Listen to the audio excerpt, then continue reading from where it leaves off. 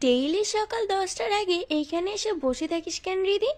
এলাকার মানুষ যেতে আসতে দেখতে পায় তোকে। কথাটি বলে পাশের প্লাস্টিকের ছোট্ট টি টেবিলে নাস্তার ট্রে রাখলেন সুলতানা বেগম। ইয়ারফোন কান থেকে সরিয়ে রিদি মুচকি হাসিটা আড়াল করে বলল, সকালের রোদ গায়ে লাগাতে বসি আম্মু। সকালের রোদে অনেক উপকার আছে, ভিটামিন ডি পাওয়া যায়। তোদের এখনকার মাইয়াদের আরো কত ঢং বাইর হবে। বলে সুলতানা বেগম চলে গেলেন। পিছু থেকে মুখ ভেঙচি করে চায়ের কাপ হাতে নিয়ে চুমুক দিল রিদি। মোবাইলে তাকিয়ে দেখে নিল ঘড়িতে এখন 9টা বেজে 40। এখনই মানুষটা চলে আসবে। রিদি বসে আছে দোতলার বারান্দাটায়। জায়গাটা অনেক আঁটোসাঁটো। সে রোজ চেয়ার নিয়ে এসে বসে পাশের ছোট্ট একটি প্লাস্টিকের টেবিলেই বই রাখে, যেন রোদে বসে পড়তে এসেছে সে। বারান্দার দুই পাশে দুইটা টবে ফুল গাছ আছে, সাদা ফুলও ফুটেছে। বারান্দার উত্তর পাশ ঘেঁষে গ্রিলের কাছে এসে থেমেছে পেঁপে গাছ। পেঁপের ফলটা সে খুব একটা পছন্দ করে না, তবে এই গাছটির জন্যই চড়ুই পাখির কিচিরমিচির শব্দ শোনা যায় ভোরবেলায়। তখন ভীষণ ভালো লাগে হৃদির। এখান থেকে গ্রামের মূল রাস্তা আর মহামায়া নদী দেখা যায়। বাড়ির উঠানের পরেই একটি পাঁচিল, এরপরেই রাস্তা, আর রাস্তার ওপারেই মহামায়া নদীটি। সে যেহেতু দোতলার বারান্দায় বসে আছে, তাই এখান থেকে দেখা যায় সবকিছু। এই রাস্তাটি এসেছে তাদের উপজেলা শহর মহুগঞ্জ থেকে। নদীর নামেই এই নামকরণ করা হয়েছে। সে দাদার থেকে শুনেছিল মহুগঞ্জ শহরটি নদীর পাড়ে হয়েছে, কারণ নদীপথে আগে বাণিজ্য হতো। ঘড়িতে ঠিক 9টা 49 হৃদয় দেখতে পেল মানুষটিকে। সাদা শার্ট ইন করে পরা, হাতা গোটানো, লম্বা কালো চুল, মুখে খোঁচা খোঁচা দাড়ি, চোখে যেন একরকম বিষণ্ণতা অথচ দৃঢ়তার ছাপ। হৃদয়ের হৃৎস্পন্দন বেড়ে যাচ্ছে ক্রমশ। মানুষটা কেমন যেন অন্যরকম। আজকাল দেখলেই মনটা কেমন ভালো হয়ে যাচ্ছে। কেন এমন হয় হৃদি জানে না, শুধু জানে ওনার ব্যক্তিত্বের কথা বলার ধরন সবকিছু ভীষণভাবে মুগ্ধ করে হৃদিকে। তিনি বাড়ির ঠিক সামনে চলে এসেছেন, ধীরে ধীরে হেঁটে চলে যাচ্ছেন। হৃদি হিপনোটাইজ হয়ে তাকিয়ে থেকে বসা থেকে কখন যে দাঁড়িয়ে গ্রিলের কাছে চলে গেল টেরই পেল না সে। যতক্ষণ দেখা যায় অহন স্যারকে, ততক্ষণ তাকিয়েই রইল মোহবৃষ্টি হয়ে। ক্ষীণকাল পর দীর্ঘশ্বাস ছেড়ে আবারও চেয়ারে বসে যায় সে। নিজের নাজুক অবস্থা যেন বুঝতে পারছে হৃদি। দিনকে দিন ভীষণভাবে মানুষটির প্রতি ঝুঁকে যাচ্ছে সে। এই ঝুঁকে যাওয়া, এই আগ্রহ, এই ভালো লাগার নাম কি সে কি দেবে? ভালোবাসা? কিন্তু তা কিভাবে সম্ভব? তার পরিবার কি মানবে? এই সমাজ কি মানবে? স্যারের সবকিছু জানলে আত্মীয় স্বজন তো কথা বলতে পিছু হটবে না। হৃদি রোজকার মতো আজ আবার নিজেকে আচ্ছা করে শাসন করতে শুরু করলো। এসব পাগলামি তার ছাড়তে হবে, বাড়াবাড়ি বন্ধ করতে হবে। এ হয় না, কোনোভাবেই হবে না। উল্টে কলঙ্ক লাগবে। কিন্তু ভাগ্যের কি নির্মম পরিহাস! নিজের সঙ্গে নিজের এত অঙ্গীকার সন্ধি সবই ভেঙে গেল বিকেল 3টায়, যখন স্কুল ছুটি হয়। ঠিক গ্রিলের কাছে এসে দাঁড়িয়ে গেল রিধি। তাকিয়ে রইল ওই উত্তর দিকে নদীর কূল ঘেঁষে দাঁড়িয়ে থাকা বিশালাকৃতি কদম গাছটির দিকে। এতটুকু যে এখান থেকেই দেখা যাচ্ছে, ওই দিক দিয়েই আসবেন অন সাইড। হৃদের হৃদয়ে আলোড়ন তোলা মানুষটি। ছাত্রছাত্রীরা বুকে বই চেপে ধরে, কেউ পিঠের ব্যাগ ঝুলিয়ে যাচ্ছে। হৃদির চোখ কেবল একটি মানুষকেই খুঁজছে। ক্ষীণ সময় পর দেখা গেল মানুষটিকে। হৃদির ঠোঁটের কোণে এক চিলতে হাসি খেলে গেল, কিন্তু মন ভরে দেখতে পারল না কিছু। পিছু থেকে বেরসিক সেই একটি সুর ভেসে এলো। কি দেখতাছিস এভাবে দাঁড়িয়ে? কেঁপে উঠে ফিরে তাকায় রিধি। মা এসে দাঁড়িয়েছেন পেছনে। নিজেকে দ্রুত সামলে নিয়ে মুচকি হেসে বলল, বাচ্চাদের দেখছিলাম প্রাইমারি স্কুলের জীবন কত সুন্দর। জোয়ান মাইয়া এত বারান্দায় এসে উকিঝুঁকি না দেওয়াই ভালো। সারাদিন শুধু বারান্দা আর বারান্দা। আমার ঘরের ভেতর সারাদিন দম বন্ধ লাগে। বলে রিধি রুমের দিকে চলে গেল। রিধি যে ভীষণ বাজেভাবে নিজের আত্মনিয়ন্ত্রণ হারিয়ে ফেলছে সেটা টের পেলেই পর কয়েকদিন। বৃহস্পতিবার সরকারি ছুটি থাকায় পরের 3 দিন রিধি ভীষণ অস্থির দিন কাটালো। শুক্র শনিবারে তো এমনিতেই ছুটি থাকে, টানা 3 দিন স্যারকে দেখতে পেল না সে। শনিবার ভোরে সে নিজের অজান্তেই যেন বারান্দায় গিয়ে বসলো। রাস্তা দিয়ে তাকিয়ে রইল আনমনে। একটা কবিতা কথা মনে পড়ল হৃদির। আজ প্রথম কবিতাটি মর্মার্থ অনুবাদন করতে পারল সে। আগে ভাবতো এটা কেমন কথা, 1 কোটি বছর হয়ে তোমাকে দেখিনি। মানুষ তো 1 কোটি বছর বাঁচে না, কিন্তু আজ আজ সে সঠিক বুঝতে পারছে 1 কোটি বছর হতে যে বড়জোর 2-3 দিন সময় লাগে। হৃদি মোবাইলটি বের করে মহাদেব সাহার কবিতাটি গুগলে সার্চ দিল, তারপর পড়তে লাগলো মন্ত্রমুগ্ধের মতো। 1 কোটি বছর হয় তোমাকে দেখি না, একবার তোমাকে দেখতে পাবো এই নিশ্চয়তাটুকু পেলে বিদ্যাসাগরের মতো আমিও সাঁতরে পার হব ভরা দামোদর। কয়েক হাজার বার পাড়ি দেব ইংলিশ চ্যানেল। তোমাকে একটিবার দেখতে পাবো এইটুকু ভরসা পেলে অনায়াসে ডিঙাবো এই কারার প্রাচীর।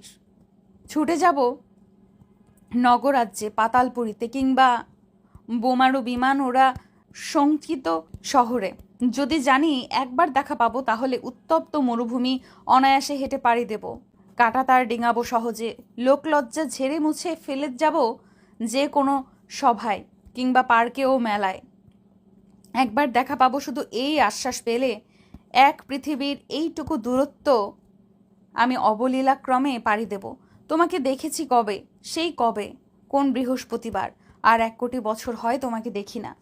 কবিতাটি পড়তে পড়তে হৃদির বুকটায় কেমন যেন চিনচিন এক ব্যথা শুরু হলো। শ্বাস প্রশ্বাস বেড়ে গেল, কান্না যেন দলা পাকিয়ে এলো গলার কাছটা। কবিতার প্রতিটি কথা কি তার মনের সুপ্ত কথা নয়? হৃদি ক্ষণে ক্ষণে অস্থির হয়ে উঠল, যেন এখনই পাখির মতো উড়ে চলে যেতে ইচ্ছা করছে মানুষটির বাড়ির চালে, বারান্দায়, জানলার পাশটায়। তারপর নয়ন ভরে দেখবে ওকে। কিন্তু পরের দিন আবারই নিজের ভার্সিটি যেতে হলো তাকে। জরুরি ক্লাস ছিল, তবে পুরো ক্লাসেই মনোযোগ নেই। বান্ধবীদের সকল কথা, রসিকতা কিছুই যেন মাথায় ঢুকছে না ওর। সবই যেন সমাবেশের কিংবা ব্যস্ত মাছের বাজারের কথাবার্তাগুলো, যেগুলো কানের পাশ দিয়ে চলে যাবে, আলাদা করে গুরুত্ব দিতে হবে না। হৃদির দুপুরের দিকে মনে হলো আজ ভার্সিটিতে না এলে কি এমন হতো। মানুষটা স্কুলে গিয়েছে, সে বারান্দায় বসে থাকলেই তো দেখতে পেত, কিংবা এখন চলে গেলেও তো স্কুল ছুটির পর দেখতেও পাবে। কিন্তু না, হৃদির ভেতরে কেউ যেন প্রচন্ড জেদ করেছে। ক্লাসেও আজ পাঠিয়েছে সে। তার কথা হলো, একজন মানুষের জন্য তুই ক্লাস বাদ দিবি কেন? তোর মা বাপ কি এই জন্য জন্ম দিয়েছে যে পড়ালেখা বাদ দিয়ে অন্য ছেলেকে দেখতে হবে? এখন পুনরায় ভেতর থেকে বলছে, সে তোর কে হয়, জামাই লাগে? তুই কেন অর্ধেক ক্লাস করে বাসায় দৌড়াবি তাকে দেখার জন্য? হৃদি প্ররোচিত হয়ে ক্লাসে মনোযোগ দিল। ক্লাস শেষে বিকেলে ফিরল সে। ভার্সিটিটা দূরে বলেই আস্তে আস্তে প্রায় 4টে। সে রিক্সা নিয়েই ফিরছিল। অমল স্যারের বাড়ির ঠিক সামনে এসে কি যে হলো হৃদির, তা ভেতর চেয়ে সেই যুক্তিবাদী সত্তা বাজেভাবে হেরে গেল। কবিতার সেই লাইনের মতো অন্য সত্তা যেন বলে উঠল, একবার তোমাকে দেখতে পাবো এই নিশ্চয়তাটুকুই পেল। ভাড়া চুকিয়ে রিক্সা থেকে নেমে গেল রিধি। মোবাইলের সেলফি ক্যামেরাটা খুবই সচেতনভাবে নিজেকে দেখে নিল সে। পিঠে বইয়ের ব্যাগ, পরনে ব্লু কালারের বোরখা আর মাথায় স্কার্ফ। সে অহন স্যারের বাড়ির রাস্তা দিয়ে ঢুকলো। বাড়িটি খুবই শান্ত এবং নীরব।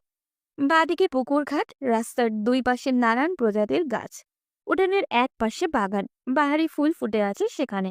দেখলেই মনে হয় একজন রুচিশীল মানুষের বাড়ি এটা। বারান্দায় একটা চেয়ারে বসা ছিলেন সাজেদা বেগম। বয়স্ক অসুস্থ মানুষ তিনি, তার দিকে আগ্রহী চোখে তাকিয়ে আছেন। গ্রিলটা খুলে সালাম দিয়ে ভালো মন্দ জিজ্ঞাসা করল সে। সঙ্গে সঙ্গে পাশের রুম থেকে বের হয়ে এলেন অহন স্যার। কিছুক্ষণের জন্য সবকিছু ভুলে মানুষটির দিকে তাকিয়ে রইল রিধি। একটা ট্রাউজার আর পাতলা গেঞ্জি পরনে, লম্বা চুলগুলো খানিক এলোমেলো। সাজেদা বেগম তার পরিচয় জিজ্ঞাসা করার আগেই অহন স্যার বললেন, আরে রিদি যে, কি মনে করে এদিকে বসো। রিদি নাকি? আমি তো চিনতেই পারি নাই, বড় হইয়া গেছে মাইয়াটা। রিধি লাজুক হাসে বলল, আসলে জলের তেষ্টা পেয়েছিল, তাই ভাবলাম পানি খেয়ে যাই, আর আন্টিকেও দেখে গেলাম। ভালো করছো, বাথরুমে যাইতে হইলেও যাও। স্কুল কলেজে যাইতে আসতে প্রস্রাব পাইলে লজ্জা পাইবা না, এগুলো লজ্জা শরমের কিছু না। রিধি সত্যি বাথরুমে গেল, যেন ওরা ভাবে শুধু পানি খেতে না, এটার জন্য এসেছে। কোনো সন্দেহ যেন না আসে। সে বাথরুমে গিয়ে আয়নায় খানিকক্ষণ নিজেকে দেখে বের হয়ে চলে এলো। বসলো এসে সাজেদা বেগমের সামনে চেয়ারে। অহন জগ আর গ্লাস নিয়ে এলো। হৃদি লাজুক হেসে বলল স্যারকে কষ্ট দিচ্ছি এসে। এগুলো ব্যাপার না। বলে সে জল ঢেলে গ্লাস বাড়িয়ে দিয়ে বলল না। অহন গ্লাস হাতে ঝুঁকে দাঁড়িয়ে আছে। হৃদি ওর চুলের দিকে তাকালো। কালো কুচকুচে লম্বা চুলগুলো একেবারে তার নাকের কাছে চলে এসেছে। কেমন এক মিষ্টি ঘ্রাণ এলো তার নাকে। গ্লাসটি আনার জন্য হাত বাড়াতে গিয়ে বাঁধল বিপত্তি। কেউ যেন তার হাতটা ধরে আটকে আছে। মনে হচ্ছে গ্লাসটা আনার সময় যদি ওনার হাতের সঙ্গে স্পর্শ লেগে যায়। জলের তেষ্টা এবার সত্যিই পেল। গলা শুকিয়ে যেন কাঠ হয়ে গেল হৃদির। হাত বাড়িয়ে গ্লাসটি ধরল সে। কি হলো রিদি, তুমি কাঁপাকাঁপি শুরু করলে কেন? হৃদির লজ্জায় এবার কান গরম হয়ে গেল। সে কোনো উত্তর না দিয়ে গ্লাস এনে এক চুমুকে সবটুকু জল খেয়ে ফিরিয়ে দিল গ্লাসটা। তুমি বসো, আমি চা বসিয়েছি। না স্যার, তা লাগবে না, আমি তাহলে যাচ্ছি। এই বসো মাইয়া, এত তাড়াহুড়োর কি হয়েছে? বসো, চা খাইয়ে যাও। মানে স্যার আমার জন্য চা জল দিয়ে আনবে? তোকে দিব? মেহমান আসলে চা জল দিবটাকে? সে যদি বিয়া শাদি না করে তাইলে সব তো তারই করণ লাগবো। অহন জগ আর গ্লাস নিয়ে তাড়াতাড়ি মায়ের সামনে থেকে বিদায় হয়ে গেল। সাজেদা বেগম মিট মিট করে হেসে বললেন টাইট হইয়া বইসা আছে, সে বিয়া করবেই না। বাড়ির সব কাজ করে, এই যে উঠান সহ ঝাড়ু দেয়, সকালে রান্না বান্না করে খেয়ে স্কুলে যায়, আইসাও সেম। তারপরেও বিয়ার নাম নিব না। হৃদির কি বলা উচিত সে ঠিক বুঝতে পারছে না। সে অস্বস্তিতে আঙুল ফুটিয়ে বলল ও স্যার একা একা সব কাজ করেন? হ, সব কাজ। ঘর থেকে বাইরই হয় না। নামাজও ঘরে পইরা নেয়। মাঝে মধ্যে শুধু মাগরিবের নামাজ পড়তে বাইরে যায়। হৃদির হৃদয়ে যেন মমতার ঢেউ খেলে গেল। মনটা বলে উঠল আহারে, মানুষটা মহিলাদের মতো কাজের জন্য বাড়িতেই সারাক্ষণ থাকতে হয়। সাজেদা বেগম ছেলেকে উদ্দেশ্য করে বললেন। অহন আমারে পানি দিয়া যা। অহন শুনতে পেল না। হৃদি আমতা আমতা করে বলল পান সুপারি কোথায় বলুন আন্টি, আমি এনে দিচ্ছি।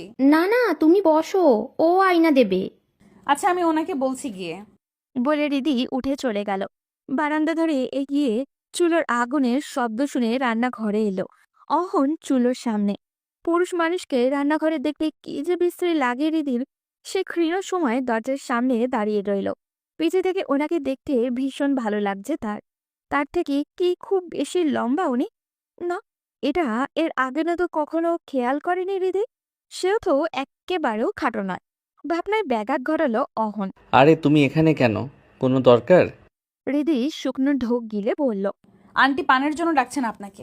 ও, সুপারি তো কাটা নেই, গিয়ে বলো আসছি। কাটা সুপারি আনলেই পারেন, আপনার জন্য সুবিধা হয়। হ্যাঁ, তা আনি, তবে গতদিন বাজারে গিয়ে কাটা সুপারি পাইনি। ও আচ্ছা, সুপারি কোথায় আছে বলুন, আমি বানিয়ে দিচ্ছি আন্টিকে। আরে না, তুমি গিয়ে গল্প করো আম্মুর সাথে। তাছাড়া চা বসিয়েছি, সে ভুলে গেছে। চা খাওয়ার পরই না পান খাবে। ও হ্যাঁ, তাই তো। বলে হৃদি বারান্দায় গিয়ে আবারও ফিরিয়ে এসে বলল। তাও বলুন কোথায়, আমি বানিয়ে রাখলাম। অহন মুচকি হেসে বলল। সামনের রুমেই টেবিলে আছে। মুচকি হাসিটা হৃদির হৃদয়ে গিয়ে স্পর্শ করল। সে সামনের রুমে গিয়ে সুপারি আর পান পেল পলিথিনের প্যাকেট। পানদানি পেল ওই পাশে। এগুলো নিয়ে বারান্দায় গিয়ে বলল আন্টি, স্যার তো বললেন আপনি চা খেয়ে পান খাবেন। আমি না হয় সবগুলো সুপারি বানিয়ে রেখে দিচ্ছি। এই মাইয়া, কি বলো এইসব? তোমার এগুলো করা লাগবো না। আয়সা বসো তো। সমস্যা নেই আন্টি। বানাইবেই যখন, তাইলে কিচেনের টেবিলটাই গিয়া আরামে চেয়ারে বইসা বানাইয়া না। যে আচ্ছা বলে চলে গেল হৃদি। চেয়ার টেনে বসে সুপারি বানাতে শুরু করলো। অহন তার দিকে তাকিয়ে বলল চা কি এখানেই খাবে তুমি? তাহলে আম্মুকে নিয়ে আসি এখানে। আচ্ছা বলে মাথা নাড়ালো হৃদি। অহন গিয়ে মাকে নিয়ে আসলো। সাজেদা বেগম বসে ওর সুপারি বানানো দেখতে লাগলেন। অহন 3 কাপ চা বানিয়ে বিস্কুট আর চায়ের ট্রেটা করে এনে দিলেন। সেও বসলো চেয়ার টেনে। সুপারি পরে বানাও, চা নাও। তিনজনই চায়ের কাপ হাতে নিলেন। অহন চায় চুমুক দিয়ে বলল আঙ্কেল তো অনেক দিন হয়ে গেল দেশে আসেননি, তাই না? আসবেন আর কবে? এই বছর আসবেন না আর? সাজেদা বেগম চায়ে চুমুক দিয়ে বললেন ওর বাবা সৌদি থাকেন, তাই না?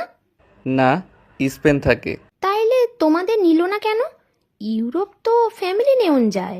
আম্মুর ইচ্ছে নেই, তবে আমার অনার্স শেষে স্টুডেন্ট ভিসায় ইংল্যান্ড পাঠানোর ইচ্ছা আছে। ওখানে আমার খালা থাকেন। ভালো ভালো, দেশে থাইকা কি হইব, এই দেশে কিচ্ছু নাই, বিদেশ যাও।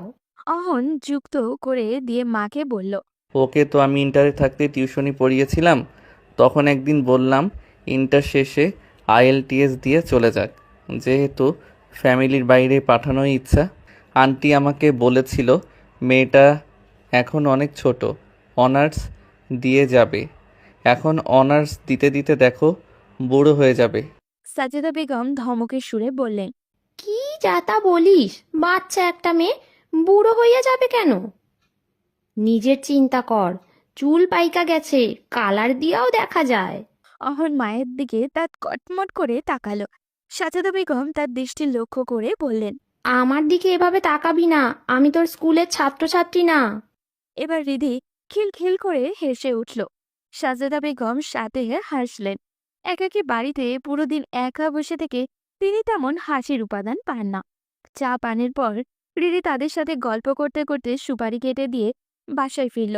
আসার সময় সাজেদা বেগম খুবই মিনতি করে বলে দিয়েছেন সে যেন মাঝে মাঝে এভাবেই তাদের বাড়িতে ওঠে।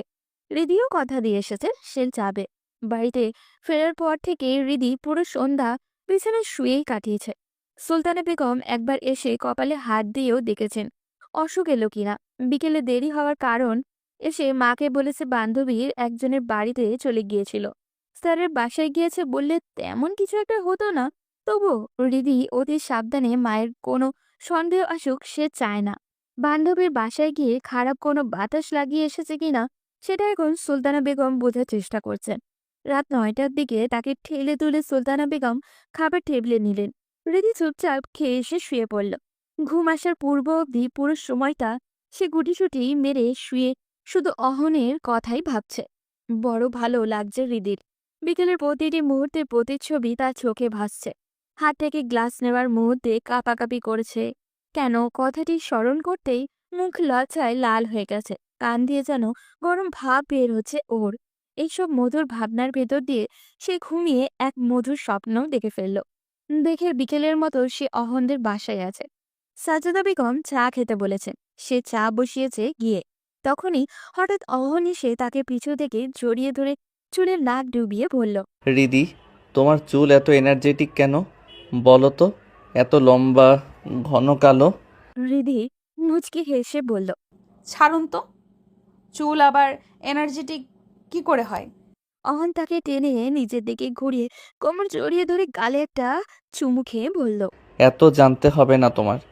ঠিক আছে ছাড়ুন, রান্নাঘর রান্নাবান্নার জায়গা, এসব ঢঙের না। বলে সে মুচড়ি করছে। অহন ফিচেল হাসি দিয়ে হাতের বাঁধন আরো শক্ত করল। রিধি মুচড়ি আরো বাড়িয়ে দিল। এভাবে হঠাৎ ঘুম ভেঙে দ্রুত উঠে বসলো রিধি। গলার কপাল ঘেমে গেছে, শ্বাস প্রশ্বাসও ঘন। পানির পিপাসা পেল রিধি। উঠে গিয়ে পানি পান করে এসে এলো সে। এরপর পুরো রাত এদিক ওদিক পাশ ফিরে কেটে গেল। ঘুম এলো না তার। পরদিন ঘুম ভাঙলো বেলা 11টায়। উঠে মোবাইলে টাইম দেখে সে অবাক হয়ে গেল। কিচেনে গিয়ে মাকে বলল, এত বেলা হয়েছে, আমাকে ডাক দাওনি কেন আম্মা? গতকাল থেকে কি জানি হয়েছে তোর, তাই ভাবলাম ঘুমা, উঠেই বা কি করবি। সে ভেতরে ভেতরে ক্ষুব্ধ হয়ে ব্রাশে পেস্ট নিয়ে বারান্দায় এলো। মেজাজটাই খারাপ হয়ে গেছে বেদের। ওরা কি আজ ভোরে আর তার দেখা হলো না। এখন সে বিকেল 3টা অবধি অপেক্ষা করতে হবে। আজ উনি কি পরে এসেছেন? হৃদির ধারণা আজ সাদা শার্ট ইন করে পরে এসেছেন। অহন স্যারের সবকিছু তার মুখস্থ কিনা। উনি একদিন টি শার্ট পরে আসেন, ও তো আরেকদিন শার্ট। মাঝে মাঝে পাঞ্জাবিও পরেন। হৃদি বাথরুমে চলে গেল। ফ্রেশ হয়ে বের হয়ে নাস্তাও করলো। এরপর পুরো দিনটা কাটালো একরকম অসহ্য যন্ত্রণায়। কখন 3টা হবে, অহন স্যারকে দেখা মিলবে, এভাবে আরো মাসখানেক চলে গেল রিদির। দিনকে দিন তার মস্তিষ্ক যেন অহন স্যারের দখল নিয়ে নিচ্ছে। এক পর্যায়ে সে নিজের সঙ্গে আপোষই করতে হলো। বুঝতে পারল নিজের কাছে আর মনের নিয়ন্ত্রণ নেই। সে ভীষণ বাজেভাবে এই মানুষটির প্রেমে পড়ে গেছে। তার ব্যক্তিত্বের গম্ভীর ভয়েসের সৌন্দর্যের ঠিক করলো একদিন গিয়ে অহন স্যারের সামনে দাঁড়াবে সে। নিজের ভালো লাগার কথা দুম করেই বলে দেবে। পরে যা হবে দেখা যাবে। পরের দিনই প্রকৃতি তার প্রতি সহায় হলো। সকাল 9টা 40-এ আকস্মিক বৃষ্টি নেমেছে। রিদি তখন বারান্দার চেয়ারে বসে অন স্যারেরই অপেক্ষায়। হঠাৎ বহু দূরে মানুষটিকে দেখতে পেল। বৃষ্টিতে ভিজে দ্রুত আসছেন তিনি। প্রথমে হাসিও পেল ওর, কিন্তু পরক্ষণে দ্রুত মায়ের রুমে গিয়ে বলল, বারান্দা থেকে দেখেছি অহন স্যার বৃষ্টিতে ভিজে দৌড়ে আসছেন। ছাতাটা দিয়ে আসি নাকি আম্মু? উনি পরে তো দিয়ে যেতে পারবে। ও আচ্ছা, তাইলে যা, তাড়াতাড়ি ছাতা দিয়ে আয়। রিদি ছাতা নিয়ে তাড়াতাড়ি ওড়না ঠিক করে মাথায় দিয়ে বাইরে বের হলো। অন স্যার তখন একেবারে তাদের বাড়ির গেটের সামনে চলে এসেছে। সে মুচকে হেসে বলল, কি অবস্থা স্যার? ছাতা নিয়ে বের হতেন? বুঝিনি, হঠাৎ বৃষ্টি চলে এলো। তুমি কোথাও যাচ্ছ নাকি? না, আপনি ছাতার নিচে আসুন।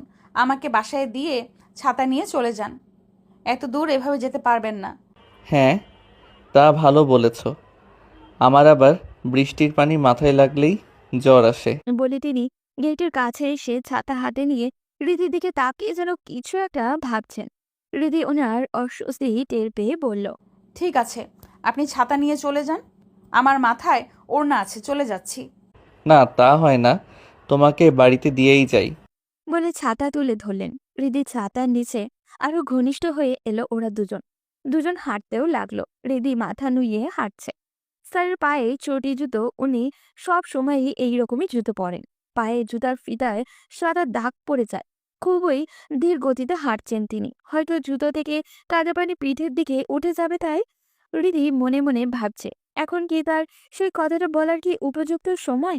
ভাবতেই ভয়ে কেমন যেন বুক কাঁপতে শুরু করলো ওর। খানিক এগিয়ে গিয়ে দেখা গেল সুলতানা বেগম দাঁড়িয়ে আছেন। অন স্যার গেটের কাছে গিয়ে বললেন, যাও তুমি, আমি ছাতা আসার সময় দিয়ে যাব। তারপর সুলতানা বেগমের দিকে তাকিয়ে সালাম দিতেই তিনি জবাব দিয়ে বললেন, ভেতরে এসে বইসা যাও অহন, এসে চা খেয়ে যাও। না আন্টি, অন্য দিন আসবো। আরে আসো, মাথা টাথা মুইছা যাও, স্কুলের টাইম তো আসেই। রিদিও মায়ের সঙ্গে জোর দিয়ে বলল। না স্যার, সময় আছে, আসুন ভেতরে। অহন ইতস্তত করে ভেতরে এলো। সুলতানা বেগম মেয়েকে গামছা এনে দিতে বললেন। রিদি দ্রুত গিয়ে গামছা এনেও দিল। অহন মাথা মুছে ফিরিয়ে দিল গামছা। আসো, ভেতরে এসে বসো। না আন্টি, এখন যাচ্ছি। রিদি পুনরায় বলল। আসুন না, বসে যান। অহন ভেতরে এলো। তাকে বসতে দেওয়া হলো টিভি রুমের সোফায়। রিদি দাঁড়িয়ে রইল দরজার কাছে। সুলতানা বেগম ভেতরে গেলেন। তোমার মায়ের কি অবস্থা বাবা? এই তো আগের মতোই। আর হ্যাঁ রিদি, তুমি ওই দিন গিয়ে তো আর যাওনি। এদিকে আম্মুকে কি মায়া লাগিয়ে এসেছো। দুদিন পর পর তোমার কথা বলে। আর সুপারি কেটে দিয়েছিলে, সেগুলো নাকি অনেক চিকন চিকন হয়েছে। আমার সেরকম হয় না। বলে হেসে পেল সে। সুলতানা বেগম কিছু বুঝতে না পেরে মেয়ের দিকে তাকালেন। রিদি আমতা আমতা করে বলল, মাসখানেক আগে একদিন পানির পিপাসা পেয়েছিল। তারপর ভাবলাম তাদের বাড়িতে উঠে খেয়ে যাই। তখন আন্টিও সুপারির জন্য ওনাকে ডাকছিলেন। পরে আমি কেটে দিয়েছিলাম আর কি। ও আচ্ছা, বলিসনি তো আগে। খেয়াল ছিল না। আচ্ছা বাবা, বসো তুমি, আমি চা বানাইতেছি, চা খেয়ে যাবে। বলে চলে গেলেন। অহন হৃদির দিকে তাকিয়ে বলল। বসো তুমি, দাঁড়িয়ে আছো কেন? হৃদি গিয়ে সামনের সোফায় বসলো। একবার সে অহনের দিকে তাকিয়ে চোখ সরিয়ে নিল। ওর মুখ আজ ক্লিন শেভ। ক্লিন শেভ হৃদি একদম পছন্দ করে না, অথচ এই মানুষটিকে ক্লিন শেভে দারুণ লাগছে। তবে এটা ঠিক, দাড়ি রাখা ফ্যাশন হলেও দাড়িতে সুন্দর লাগেও। প্রায় মানুষকে সে দাড়ি থেকে ক্লিন শেভে বেশি সুন্দর লাগতে দেখেছে। সে আজ ভালোভাবে আবিষ্কার করলো সেই মানুষটার দলে অহন স্যারও আছেন। তা কি অবস্থা তোমার? আর কবে যাবে আমাদের বাড়িতে? আচ্ছা, পরে ভার্সিটিতে যেদিন যাব উঠে আসব। ঠিক আছে, কিন্তু তুমি আমাকে এত লজ্জা পাও কেন আজকাল? আমি বাঘ না ভাল্লুক? হৃদির লজ্জা যেন আরো কয়েক গুণ বেড়ে গেল। সে মুচকে হেসে মাথা নুইয়ে ফেলল। মা তো তোমার প্রশংসায় পঞ্চমুখ। এই অল্প সময়ে কি এত প্রশংসা দেখলেন আন্টি? কত কিছু শুনবে সেই তালিকা? হৃদি সামনে চুলগুলো কানে গুজে ওড়না টেনে বলল, বলুন। তুমি অনেক লাজুক। লাজুক মেয়েরা ভালো, আজকালকার মেয়েদের লজ্জা শরম নাই। তোমার গালের মাঝখানে তিল, এ ধরনের মেয়েরা অনেক লক্ষ্মী হয়। এরা জামাই সোহাগী। আটকে গেল অহন, যেন সে এই শেষের কথা বলতে চায়নি। হৃদি লজ্জায় মাথা নুইয়ে আছে। সে এক হাতে কপাল ঘষছে, আর এক হাতে কামিজের কোণের অংশ টেনে অস্বস্তি আড়াল করতে যাচ্ছে। এভাবে অনেকক্ষণ চলে গেল তাদের। হৃদি মোটেও ওর হৃদয়ের কথা বলতে পারল না, বলার কথা সামনে বসে কল্পনাও করতে পারল না। ভাবতেই তার কপাল গলা ঘেমে যাচ্ছে। প্রকৃতি তাকে যে সুযোগ দিয়েছিল সেটার ইতি টানলেন এসে সুলতানা বেগম। চা নিয়ে এসে টি টেবিলে রেখে অহনকে দিলেন, নিজে নিয়ে হৃদিকেও দিলেন। তিনজনই চায়ে চুমুক দিল। তারপর ক্ষীণ সময় নীরবতা। নীরবতা ভেঙে সুলতানা বেগম বললেন, স্টুডেন্ট ভিসায় বাইরে যাইতে হইলে আইএলসে এখন কত পাইতে হয় বাবা? 6 তো মাস্ট লাগবে আন্টি। 6.5 হলে ভালো, তবে ওয়ার্ক পারমিট ভিসায় 4.5এই হয়ে যায়। ওকে তো স্টুডেন্ট ভিসাতে পাঠাইবো, ওর খালা তাই কয়। 6 কি পাইবো ও? পাবে, তবে অনেক পরিশ্রম করতে হবে।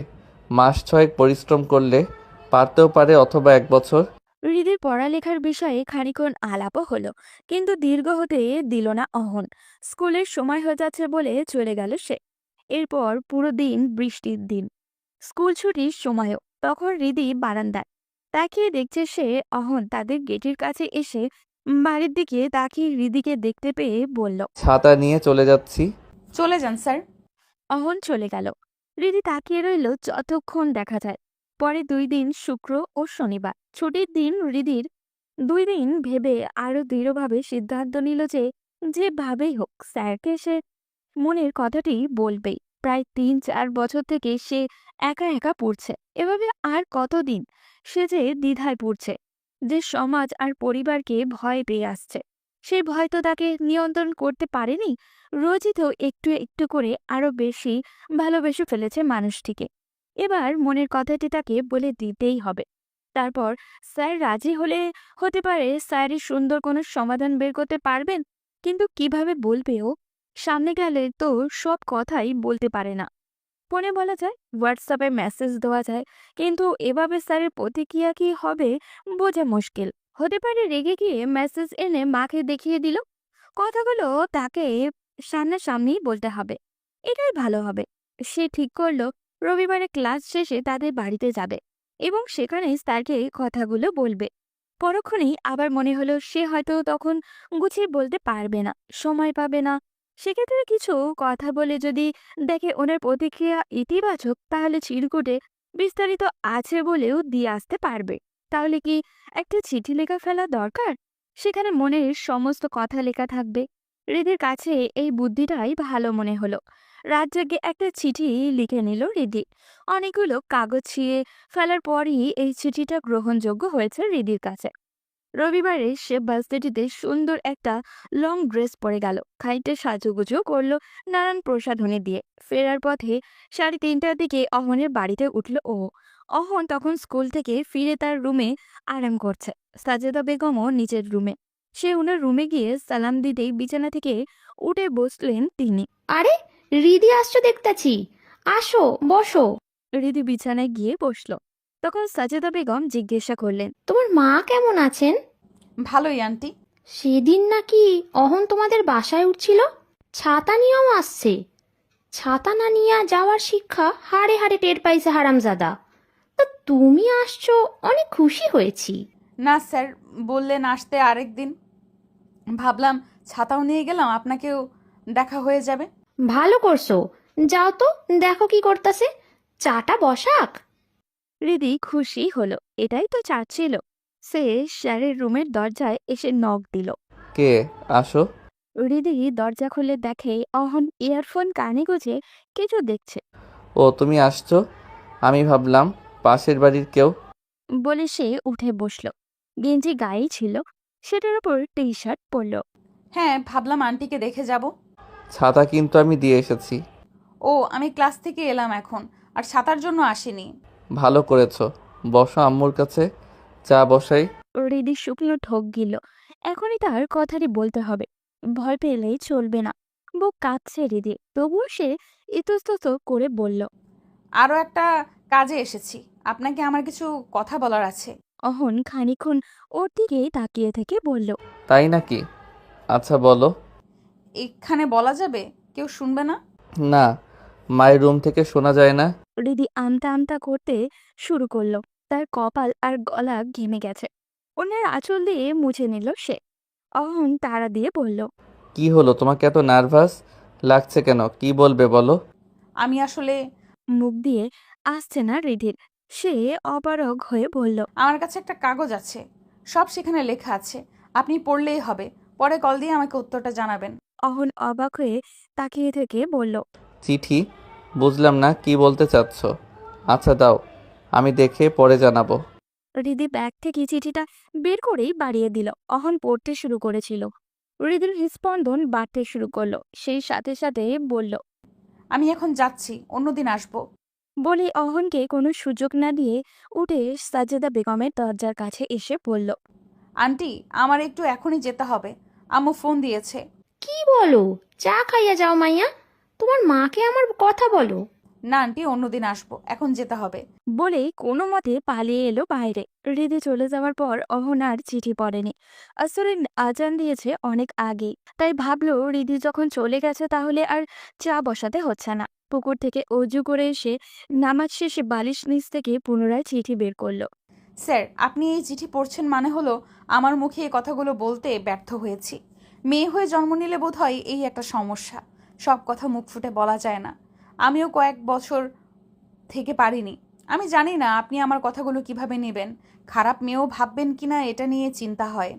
তবুও কি করব বলুন, আমি অপারগ। আপনি আমাকে প্রায় 1 বছর পড়িয়েছিলেন। প্রতিদিন বাদ আসর নামাজ পড়ে আপনি আমাকে পড়াতে আসতেন। সময়টা নেহাত কম ছিল না। এই সময়টাতে আপনি আমাকে আপনার প্রেমে পড়তে বাধ্য করেছেন। আপনার কাছে পড়তে বসলে আমার এত ভালো লাগতো কেন জানি না। আপনার রাশভারী পুরুষালী ভয়েস আমাকে ভেতরে কেন এত আলোড়ন তুলতো আমি জানি না। আপনি এসে টেবিলে বসতেন, মাথায় তখনও টুপি থাকতো। টুপিটা খুলে টেবিলে রেখে চুলে আঙুল চালিয়ে ঠিক করতেন। এই দৃশ্যগুলো যে কি ভীষণ মিষ্টি আমি বোঝাতে পারবো না। আর আপনার চোখ এত বিষণ্ণ, যেন সে সাক্ষী দিত এই মানুষটিকে বাইরে থেকে যত ভালো মনে হচ্ছে, ভেতরে ঠিক ততটাই তার কষ্ট। আমার ভীষণ মন কেমন করতো, ইচ্ছা করতো আপনার কষ্টের ভার আমিও ভাগাভাগি করে নেই, আপনার একাকিত্বের সঙ্গী হয়ে যাই। আমি লুঙ্গি পরা পুরুষ মানুষদের পছন্দ করতাম না। আপনি মাঝে মাঝেই লুঙ্গি পরে চলে আসতেন পড়াতে। আমার তাতেও ভীষণ ভালো লাগতো দেখে, অন্যরকম ভালো লাগতো। আমি ইন্টার শেষ করলাম, ভালো রেজাল্ট করলাম আপনার ভালো গাইডের ফলে। এরপর আপনি পড়ানো বাদ দিয়ে দিলেন। আব্বা আম্মাও ভাবলেন এখন আর স্যার রাখার প্রয়োজন নেই, কিন্তু আমার মন মানে না। আমি রোজ আপনাকে দেখতে চাই, নয়ন ভরে দেখতে চাই। তাই 2 বেলা দোতলার বারান্দা দিয়ে আপনাকে একটু দেখব বলে চাতক পাখির মতো অপেক্ষা করি। না দেখতে পেলে আমার কেমন তেষ্টা তেষ্টা পায়, যেন আপনি জল। আচ্ছা স্যার, আমার এই ভালো লাগার নাম কি বলবেন?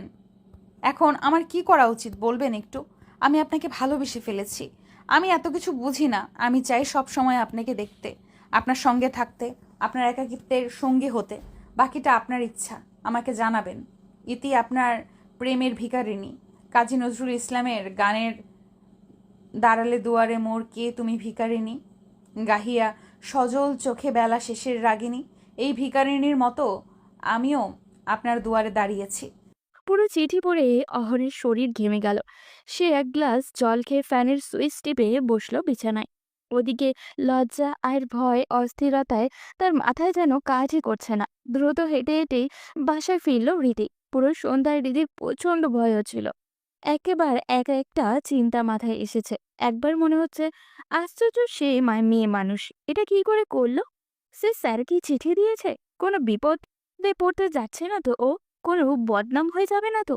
এগুলো ভেবে হৃদির গালা বরাবর শুকিয়ে যাচ্ছে। এবার মনে হচ্ছে উনি এখনো কিছু জানাচ্ছেন না কেন? চিঠি পড়া তো কবেই শেষ। এইরকম নানান নেতিবাচক চিন্তায় তার সন্ধ্যা কেটে গেল। রাতের খাবার পর বিছানায় এসে মোবাইল হাতে নিয়ে গায়ের লোম দাঁড়িয়ে গেল ওর। মোবাইলের নোটিফিকেশনে দেখা যাচ্ছে অমন স্যারের মেসেজ। কাপা কাপা হাতে মেসেজ সেন্ড করলো সে। রিদি, আমার কথাগুলো মনোযোগ দিয়ে শোনো। তোমার চিঠি ইতিমধ্যে আমি ছিঁড়ে পুকুরে ফেলে দিয়েছি, যাতে ঘুণাক্ষরে কেউ এগুলোর ব্যাপারে কিছু জানতে না পারে। তুমি যা করছো ভাবছো সবই ভুল হচ্ছে, চরম লেভেলের ভুল। তোমার মা বাবা আমাকে বিশ্বাস করে তোমাকে পড়ানোর দায়িত্ব দিয়েছিলেন। এখন এসব তারা শুনলে খুবই কষ্ট পাবেন। তাছাড়া তোমার জন্য উজ্জ্বল ভবিষ্যৎ অপেক্ষা করছে। তুমি সদ্য ফোটা এক নবীন পুষ্প, আমার মতো না। তুমি কেন আমার সাথে নিজের জীবন জড়াবে? তুমি এরকম ভুল সিদ্ধান্ত নিয়ে সুন্দর জীবন নষ্ট করতে পারো না। আন্টির অনেক স্বপ্ন তোমাকে নিয়ে, আর কখনো এগুলো আমাকে বলবে না। আমি তোমার থেকে এসব আর শুনতে চাই না। পড়ালেখায় মনোযোগ দাও। ভালো থেকো। মেসেজ পড়ে হৃদির মিশ্র অনুভূতি হলো। স্যার তাকে প্রত্যাখ্যান করেছে, এইটা একটা কষ্ট। ইতিবাচক বিষয় হলো স্যার প্রত্যাখ্যান করলেও তা গোপন থাকবে। নিজেকে নিরাপদ দেখে হৃদি বেশ সাহস পেল। সে পুনরায় মেসেজ দিল। আপনাকে পেলে আমার উজ্জ্বল ভবিষ্যৎ অন্ধকার হয়ে যাবে কেন মনে হচ্ছে? আমি তো আপনাকে চিনি, আপনার অতীত জানি, আপনার পরিবারকে জানি, সব কিছু জেনে বুঝেই তো চেয়েছি।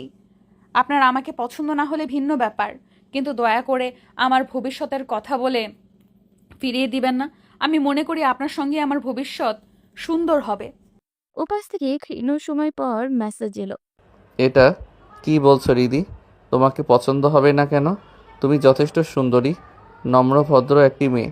তোমাকে অপছন্দ হবার কোনো কারণ নেই। কেন ফিরিয়ে দিচ্ছি সেটা নিজেই ভেবে দেখো। তুমি বাস্তবতা বুঝতে চেষ্টা করো। স্যারের মুখে নিজের সৌন্দর্যের প্রশংসা শুনে হৃদির মনটা ভালো হয়ে গেল। সে লাজুক হেসে মেসেজ দিল।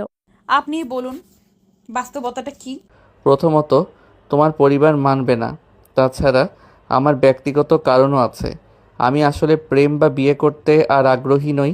আমার পরিবারের মানা না মানা পরে, আমার কাছে গুরুত্বপূর্ণ হচ্ছে আপনি আমাকে মানছেন কিনা। দেখো রিদি, আমি এত কথা বাড়াতে চাই না। আবারও বলছি, আমি কাউকে আর আমার জীবনে গ্রহণ করতে পারবো না। আমি আমার স্ত্রীর স্মৃতি নিয়েই এই জীবন কাটিয়ে দিতে চাই। তুমি ভালো থেকো। আমি আর এই বিষয়ে কথা বলতে চাই না। কথাটি শুনে হৃদি চুপ হয়ে গেল। এখন তোর কি বলা উচিত? মানুষটি কেন এখনো মৃত স্ত্রী নিয়ে পড়ে আছে? চলে গেছে, তাকে তো আর ফিরিয়ে আনা যাবে না। বিষয়টা স্পর্শকাতর, তাই খুব সাবধানে হৃদি মেসেজ দিল। দেখুন স্যার, আপনার স্ত্রী মারা গেছেন প্রায় 6 বছর। আপনি আমাকে পড়াতে যখন আসতেন তারও মনে হয় 2 বছর আগে। আমি আপনার প্রেমে যখন পড়েছি তখন আপনার জীবনে আর কোনো নারী নেই। তাহলে বলুন, আমার ভালো লাগায় কি কোনো ত্রুটি আছে? আমি সেটা বলছি না, তোমাকে দোষারোপ করছি না। আমি কেবল এমনি প্রেম বিয়ে এসবে আগ্রহী না। যদিও আপনার ব্যক্তিগত বিষয়, তবুও কিছু কথা বলতে চাচ্ছি স্যার। না, আর কোনো কথা নয়। ভালো থেকো। আর কোনো মেসেজ দিও না। আমি এসব আলাপ করতে অস্বস্তি বোধ করছি। হৃদি এবার থেমে গেল। খানিকটা ভয় পেয়ে গেল সে। হয়তো আর মেসেজ দিলে স্যার রেগে যাবেন। সে মোবাইল বালিশের পাশে রেখে চুপচাপ শুয়ে থেকে স্যারকে নিয়ে ভাবছে, একটা মানুষ এমন হয় কি করে? প্রায় 6 বছর আগে প্রসবকালীন জটিলতার কারণে তিনি স্ত্রীকে হারান। সেই স্ত্রীর স্মৃতি নিয়ে এখন এত কম বয়সী একজন পুরুষ মানুষ বসে থাকবে? কত পরিচিত স্ত্রী থাকা সত্ত্বেও পতিতালয়ে যায়, পরকীয়ায় জড়ায়, সোশ্যাল মিডিয়ায় অন্য নারীর ইনবক্সে মাখামাখি করে। আর ওনার তো স্ত্রী আর জীবিতই নেই। তবুও কেন তাকে ফিরিয়ে দিলেন? তার মতো সুন্দরী তরুণীকে পেয়েও কেন মৃত স্ত্রীকে নিয়ে পড়ে থাকবেন? তাহলে কি একজন বিবাহিত পুরুষকেও প্রভাবিত করার মতো রূপ নেই হৃদির? কেমন যেন এক অদ্ভুত হচ্ছে ওর। মিশ্র অনুভূতি, সেটা রাগ না অভিমান কি জেদ বুঝতে পারছে না ও। সকাল 9:30। অহন স্কুলে যাওয়ার জন্য বেরিয়েছে। আজ তার হাতে ছাতা আছে, পরনে কালো গেঞ্জি, বাঁ হাতের কবজির উপরে ঘড়ি। নদীর তীর ঘেঁষে আসা ওই রাস্তাটি এসে শিমুল গাছের কাছে বাঁক নিয়েছে। সেটা পার হতেই নগ্ন হয়েছে হৃদিদের দোতলা বাড়িটি। অহন সাবধানে তাকিয়ে দেখে নিল বারান্দা। রোজকার মতো হৃদি বসে আছে সেখানটায়। প্রায়ই সে হৃদিকে বারান্দায় বসে থাকতে দেখে, কিন্তু কখনো এর কারণ ও ভাবেনি। আজ ভাবছে সে, মেয়েটি কি তাকে দেখতেই এসে বসে থাকে এখানে? ওর প্রস্তাবের আগে তার এই ভাবনাগুলো আসেনি কেন? হয়তো সে চিন্তাও করেনি তার মতো একজন বিবাহিত পুরুষের প্রেমে পড়তে পারে হৃদি। তাই ওর সবকিছু ইতিবাচকভাবে নিয়েছে অহন। হৃদির বয়স কতই বা হবে? 22 বা 23 বছরের উপরে তো কোনো ভাবেই হবে না। অথচ তার বয়স 35 বছর হতে চলল। এই মেয়েটি তার প্রেমে পড়ে যাবে এটা চিন্তাতেও আসেনি কখনো। অহন বারান্দার দিকে না তাকিয়ে চলে যেতে চাচ্ছে। কিন্তু আজ বারবার চোখ চলে যাচ্ছে সেদিকে। হৃদিক গ্রিল ধরে দাঁড়িয়ে আছে। ওর পরনে কমলা রঙের একটি কামিজ, হাত কনুই অবধি সেটার, মাথার চুল একপাশে কপাল বেয়ে এসে পড়েছে। সে চোখ সরিয়ে নিল। হৃদিদের গেটের সামনে দিয়ে খানিকটা দ্রুত পদেই সে চলে গেল। আজ রীতিকে একটু বেশি কি সুন্দর লাগছে তার কাছে। অহন এইসব ভাবনাকে গুরুত্ব দিতে চাইল না, চলে গেল স্কুলে। ফেরার পথেও দেখতে পেল ওকে। অহনের বুঝতে আর বাকি রইল না হৃদি সব সময় এভাবে তাকে দেখতেই দাঁড়িয়ে থাকে। এভাবে মাসখানেক চলে গেল। রোজ যেতে আসতে হৃদিকে বারান্দায় দেখতে পায় সে। অহন ভেতরে ভেতরে অবাক হয়। হৃদি তাকে আর কখনো মেসেজ দেয়নি, তাদের বাড়িতেও যায়নি, অথচ শুধু দূর থেকে তাকে কেবল দেখে তাকে। আরো এক সপ্তাহ খানিক পর এক শুক্রবার রাতে হঠাৎ তাকে অবাক করে দিয়ে হৃদির মেসেজ এলো। কেমন আছেন স্যার? সে দ্বিধায় পড়ে গেল। রিপ্লাই কি দিবে? সে তো শেষ দিন বলেছিল আর তাকে মেসেজ না দিতে। এখন সে রিপ্লাই দিতে যাবে কেন? মোবাইলটা বালিশের পাশে রেখে চোখ বুজে রইল। নানান ভাবনা মাথায় ঘুরতে শুরু করলো। তার কি রিপ্লাই দেওয়া উচিত? মেয়েটি তো এরপর আর এতদিন মেসেজ দেয়নি। ভদ্রতা থেকেও তো কথা বলা যায় নাকি? সে ফোন হাতে নিয়েই রিপ্লাই দিল, তবে খানিকটা গাম্ভীর্যের সুরে। হ্যাঁ, ভালো আছি, কিন্তু মেসেজ কেন দিয়েছো? কোনো জরুরি প্রয়োজন? উপাস থেকে এবার ভয়েস রেকর্ড এলো। সে অবাক হয়ে ইয়ারফোন কানে গুঁজে প্লে করলো।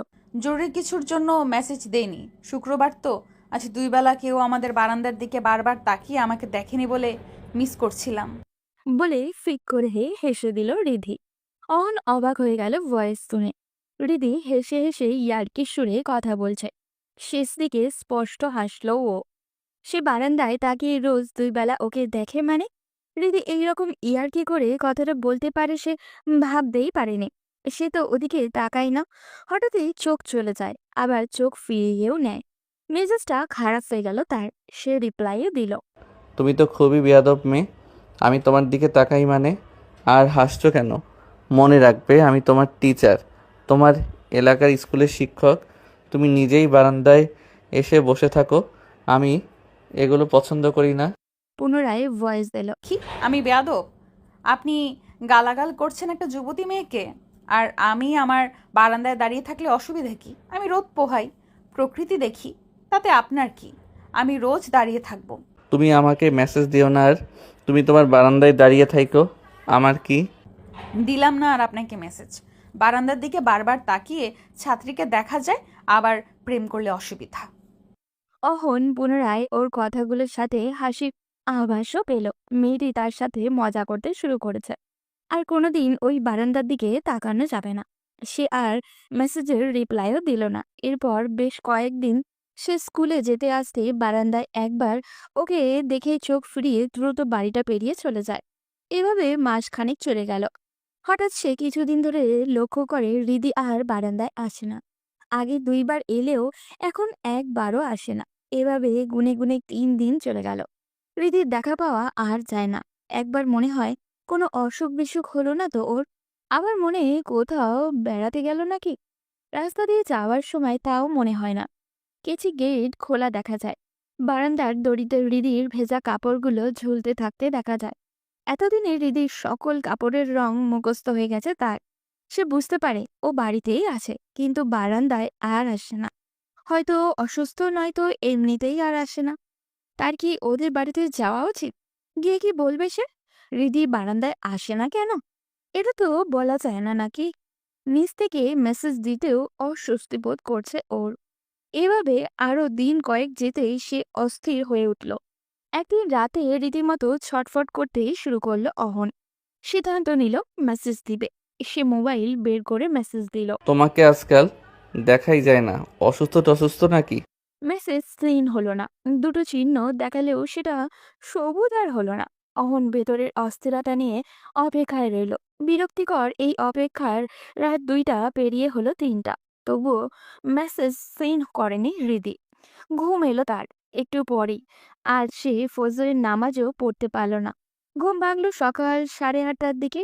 উঠেই মোবাইল হাতে নিয়ে দেখে হৃদির মেসেজ। আমি আর বারান্দায় যাব না ঠিক করেছি। আপনি রোজ কষ্ট করে নিজেকে ধরে বেঁধে মাথা নুইয়ে আমাদের বাড়ির সামনে দিয়ে যান। এর থেকে আমার বারান্দায় না দাঁড়ানোই ভালো। আপনার মনের ওপর এবং ঘাড়ের ওপর চাপ পড়ুক তা আমি চাই না। অহন হাঁপ ছেড়ে বাঁচল। তার মানে অসুখ বিসুখ হয়নি ওর, কিন্তু গায়ে খুব লাগলো কথাটাতে। সে রিপ্লাইও দিল। আমি কষ্ট করে মাথা নুইয়ে যাব কেন? আমার এদিক ওদিক তাকানোর অভ্যাস নেই। মেসেজটি দিয়ে সে ব্রাশে পেস্ট নিয়ে বাথরুমে চলে গেল। ফ্রেশ হয়ে এসে বের হয়ে হৃদির মেসেজ পেল। না তাকালে জানলেন কিভাবে আমি বারান্দায় যাই না? কেন, আমি কি কানা? একবার হলেও তো চোখ যায়। তা কেউ বারান্দায় না গেলে আপনার মেসেজ দিয়ে খবর নেওয়ার কি আছে? অহন চুপ করে থেকে ক্ষীণ সময় পর মেসেজ দিল। এমনি ভাবলাম অসুখ বিসুখ হলো কি না। একটা কথা বলি, কি কথা? এইভাবে কি একটা জীবন চলে? আন্টির জন্য হলেও তো আপনার বিয়ে করা দরকার। হ্যাঁ মানলাম আগের স্ত্রীর স্মৃতি ভুলতে পারছেন না, অন্য মেয়ের কথা ভাবতে পারছেন না, কিন্তু নিজে একদম মনের দরজা বন্ধ করে বসে থাকলে কি আগ্রহ তৈরি হবে?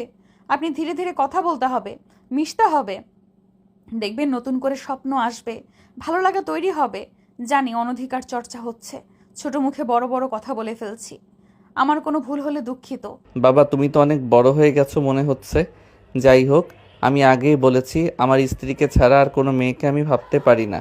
আপনার স্ত্রীও কিন্তু চাইবেন না ওনার মৃত্যুর পর আপনার মতো একজন ইয়াং মানুষ অবিবাহিত থাকুক, জীবনটা এইভাবে কাটিয়ে দিক। উনি নিশ্চয়ই চাইবেন আপনি সুখে শান্তিতে থাকুন। তাছাড়া কতদিন এইভাবে স্কুল শেষে আবার নিজেও রান্নাবান্না করবেন? আপনি ঘুম থেকে উঠে ফ্রেশ হয়ে গোসল করে টেবিলে খাবার পেতে চান না? সন্ধ্যায় কেউ আপনার জন্য চা নিয়ে এসে পাশে বসুক চান না? ভেবে দেখুন কত সুন্দর হতে পারে আপনার জীবনটা। ভালো থাকো। আর কোনো কথা নয়। আমি মেসেজ দিয়েছিলাম অসুস্থ কিনা জানতে। আর কোনো কথা নেই আমার। বলে সে ডাটা অফ করে দিল। মেয়েটি তার মাথা নষ্ট করে দেবে মনে হচ্ছে। ক্ষীণ সময় পর পুনরায় ভাবে, সত্যিই তো তার দিন দিন কেমন যেন চিন্তাভাবনা পাল্টে যেতে শুরু করেছে। যেন নতুন কোনো অনুভূতি তৈরি হচ্ছে হৃদিকে ঘিরে। এই ভাবনাগুলো মাথায় আসতেই তার মনে নতুন একটা ভয় বাসা বাঁধতে শুরু করলো। এই ভয় দূর করতে আর মাথা থেকে হৃদির চিন্তা সরাতে মোবাইল রেখে চলে গেল সে রোজকার কাজকর্মে। সকাল 9:30। হৃদি ছাদে চলে এলো। কিছুদিন থেকে এই রকমই করছে সে। কখন স্যার এদিকে আসবেন সেই অপেক্ষায় পায়চারি শুরু করলো। মিনিট 5 পরেই শিমুল গাছের নিচ দিয়ে অহনকে আসতে দেখে ছাদের দেওয়ালের পাশে বসে গেল সে। শুধু চোখটা বের করে তাকিয়ে রইল। আজ স্যার পরনে ব্লু কালার টি শার্ট আর জিন্স পরেছে, বেশ লাগছে দেখতে। কাছাকাছি আসার পর হৃদি স্পষ্ট দেখতে পাচ্ছে অহন স্যার বারবার বারান্দার দিকে তাকাচ্ছেন। বেশ মজাও পাচ্ছে হৃদি। স্যার কি তার প্রতি খানিকটা দুর্বল হতে শুরু করেছেন? নিশ্চয়ই তাই। হৃদি অনুভব করতে পারে সেটা। মাঝে দুষ্টুমি চাপল ওর। হোয়াটসঅ্যাপে মেসেজ দিল সে। এত দেখার মন চাইলে বিয়ে করে নিন, সারাদিন নয়ন ভরে দেখতে পারবেন। আমারও আর মায়ের বকা শুনে বারান্দায় বসে দেখতে হবে না। অহন পকেট থেকে মোবাইলটা বের করেছে। ও এখান থেকে দেখতে পাচ্ছে সেটা। মোবাইল হাতে নিয়ে মেসেজ সিন করে পুনরায় ঘুরে বারান্দার দিকে তাকালো। কই, কাউকে তো দেখতে না পেয়ে রিপ্লাই দিল। এসব ফাইজলামো কথাবার্তা আমি পছন্দ করি না দিদি। কিন্তু আমারও খুব পছন্দ। প্রিয় মানুষের সাথে একটু ফাজলামো না করলে হয়? আমি তোমার স্যার, বুঝে শুনে কথাগুলো বলো। এত স্যার স্যার করবেন না। আমি আপনার কাছে স্কুলে পড়িনি, টিউশনে কয়েকদিন পড়িয়ে খুব স্যার হয়ে গেছেন। 2 দিন পড়ালেও স্যার। থাকুন আপনার স্যার নিয়ে। যাকে দেখে প্রেম পায় তার সাথেই তো প্রেম করতে হবে। তোমার এসব ফাইজলামো বন্ধ করো। তোমার কি মনে হয় এখন আমার এসব প্রেম প্রীতির বয়স? না, বিয়ের বয়স। করবেন বিয়ে? তোমার রিপ্লাই দেওয়াই ভুল হয়েছে। তো দিচ্ছেন কেন? অফলাইন দেখলো এবার। দেশটির সীমানার বাইরেও চলে গেছেন উনি। হৃদি রুমে এলো। তার ভীষণ ভালো লাগে এভাবে কথা বলতে। কেমন যেন এক অধিকার কাজ করে ভেতরে। এভাবে কথা বলার যে সে অধিকার রাখে। স্যার যাই বলুক ব্লক দেবে না তাকে, কাউকে বলবেও না।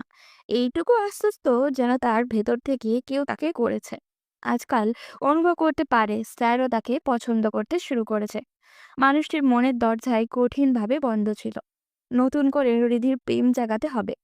মরুভূমিতে সবুজ বৃক্ষরোপণও করতে হবে।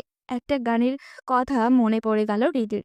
সে ইউটিউবে সার্চ দিয়ে বের করে সেটা শুনতে শুরু করলো। আমি পাথরে ফুল ফুটাবো শুধু ভালোবাসা দিয়ে, আমি সাগরে ঢেউ থামাবো শুধু ভালোবাসা দিয়ে। গানের লিঙ্কটা অমরনের হোয়াটসঅ্যাপেও পাঠিয়ে দিল সে। এরপর পুরো দুপুর একা একা এই গানটি গুনগুন করে গিয়ে কাটালো হৃদি। বিকেলের দিকে তার মাথায় দুষ্টু বুদ্ধি এলো। অমন স্যার যখন তাকে পড়াতে এলেন, তখন সে নতুন মোবাইল পেল। স্পেন থেকে একজন দেশে এলে ওর কাছে দিয়ে পাঠায় বাবা। সে মোবাইলের সমস্ত কিছু স্যারের মাধ্যমেই শিখতে হয়েছিল। মোবাইলের কিছু বুঝতো না হৃদি, মা সেটা জানেন। তাই সে গিয়ে সুলতানা বেগমকে বলল, আম্মা, আমার ফেসবুকটায় কি জানি হয়েছে, ঢুকতে পারছি না, কিছুতেই কিছু হচ্ছে না। তুমি একটু অহন স্যারকে কল দিয়ে বলো না ক্লাস থেকে ফেরার পথে আমাদের বাসায় উঠতে। সুলতানা বেগম রান্নাঘরেই ছিলেন। ধমকের সুরে বললেন। ভালো হইছে, ফেসবুক গেছে, মোবাইলও যাক। সে কাঁদো কাঁদো গলায় বলল, এমন করো না তো আম্মু, কাল রাত থেকে এমনিতেই ঢুকতে পারতেছি না, দাও না একটা কল। তো তুই দে, আমাকে বলতেছিস কেন? আমি বললে কি উনি আসবেন? আর স্যারকে আমি কিভাবে বলবো আমার ফেসবুক ঠিক করতে এসে দিতে? বাবা, এইটা দেখে আবার বুঝিস। দাও না আম্মু, তুমি এখন সুযোগ পেয়ে লেগে গেছো।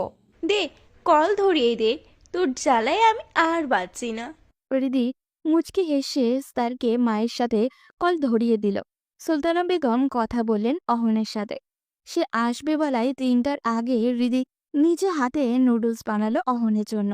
গোসল করে সাজগোজ করে ভালো জামা কাপড় পরল সে। 3:30 বাজতেই সে বারান্দায় না গিয়ে মনে মনে অপেক্ষা করতে শুরু করলো। ঠিক 3:40 তাদের দরজায় নক পেয়ে দ্রুত পায়ে এগিয়ে গেল হৃদি। খুলে দিল দরজা। অহন দাঁড়িয়ে আছে। কি সুন্দর লাগছে দেখতে। মধ্যবয়সী পুরুষ মানুষের সৌন্দর্যটা অন্যরকমই হয়। সেটাই বুঝি প্রেমে পড়ল রিধি। কি হলো? সরে দাঁড়াও। জি আসুন। অহন গিয়ে ড্রয়িং রুমে বসে বলল। কি হয়েছে তোমার ফোনে? দেখি আনো। রিধি সামনে দাঁড়িয়ে গিয়ে নরম গলায় বলল, এত তাড়াহুড়ো করছেন কেন? দেখবেন পরে আমি আপনার জন্য নিজ হাতে নুডলস বানিয়েছি, নিয়ে আসি, বসুন। না, আমি কিচ্ছু খাবো না এখন। আম্মু অপেক্ষা করবে। ভাত খেতে তো বলছি না, বসুন, আসছি। না, বলছি তোমাকে, আমি শুধু আন্টির কল পেয়ে এলাম।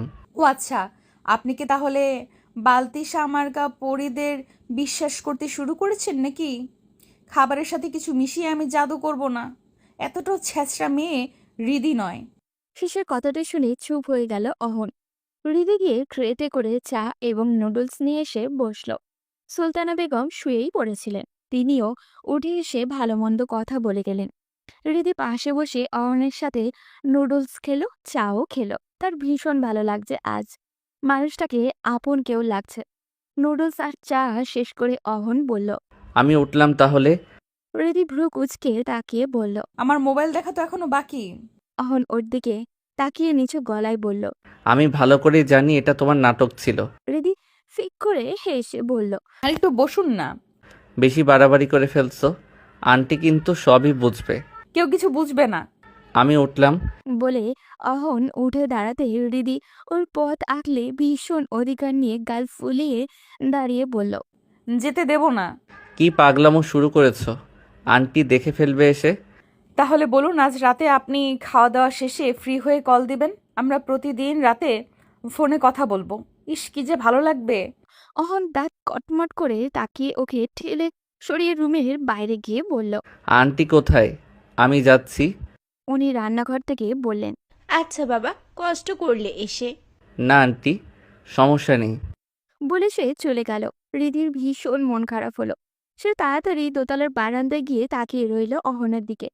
ও তাকে ঠেলে সরিয়ে চলে গেছে বলে চোখের জলও এখনো ঝাপসা হয়ে এলো। অহন গেটের বাইরে গিয়ে পিছু ফিরে বারান্দায় তাকায়।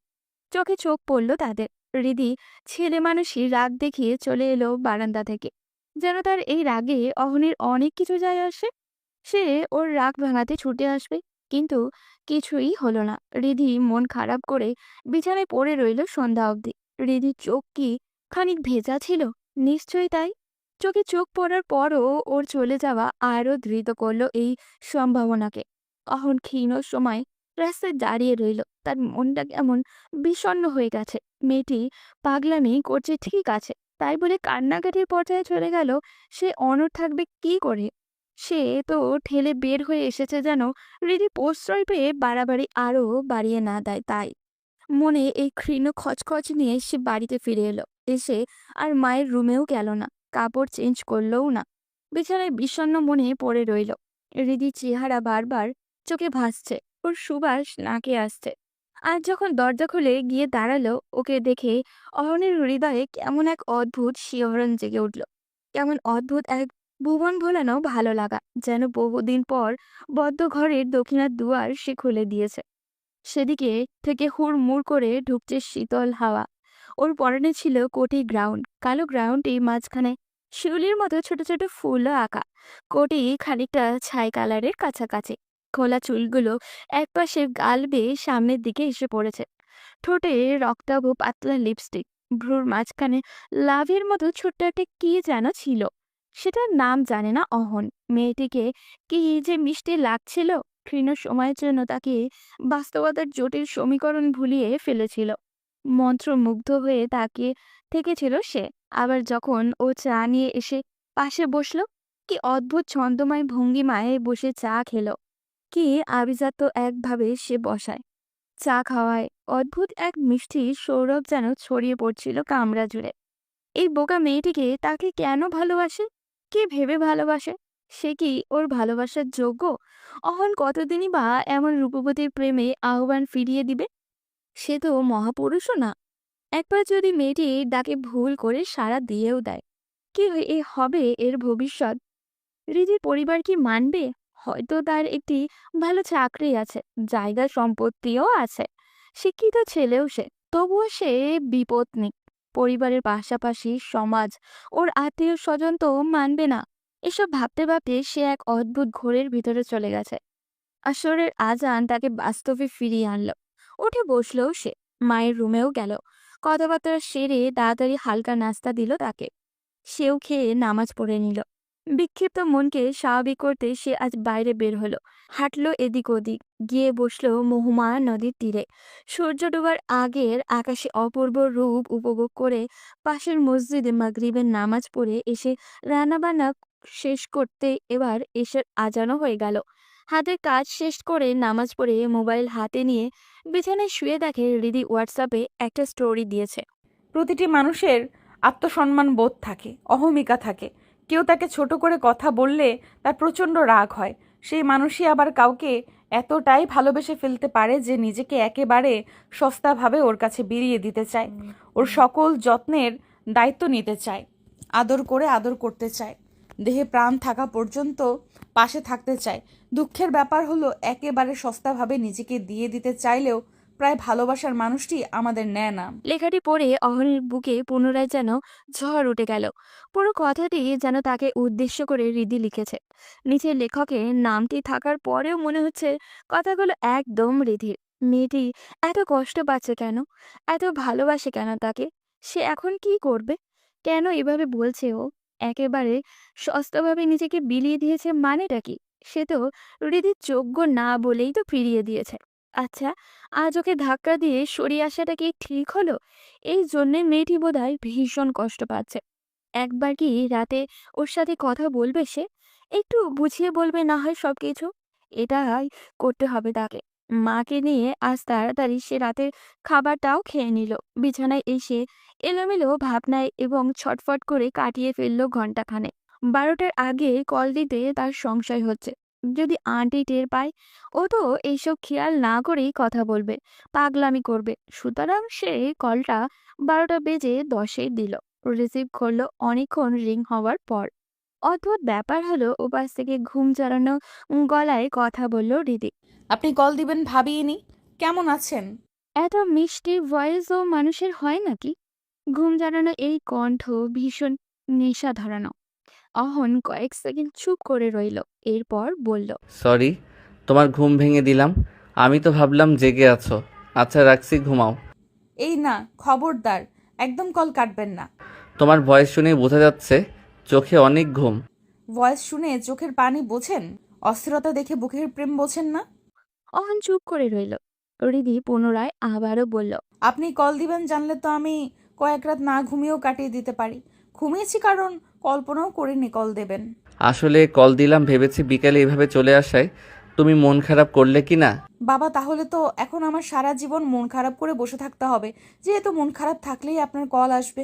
স্মৃত হাসল অহন। মেয়েটি এত প্রাণবন্ত কেন?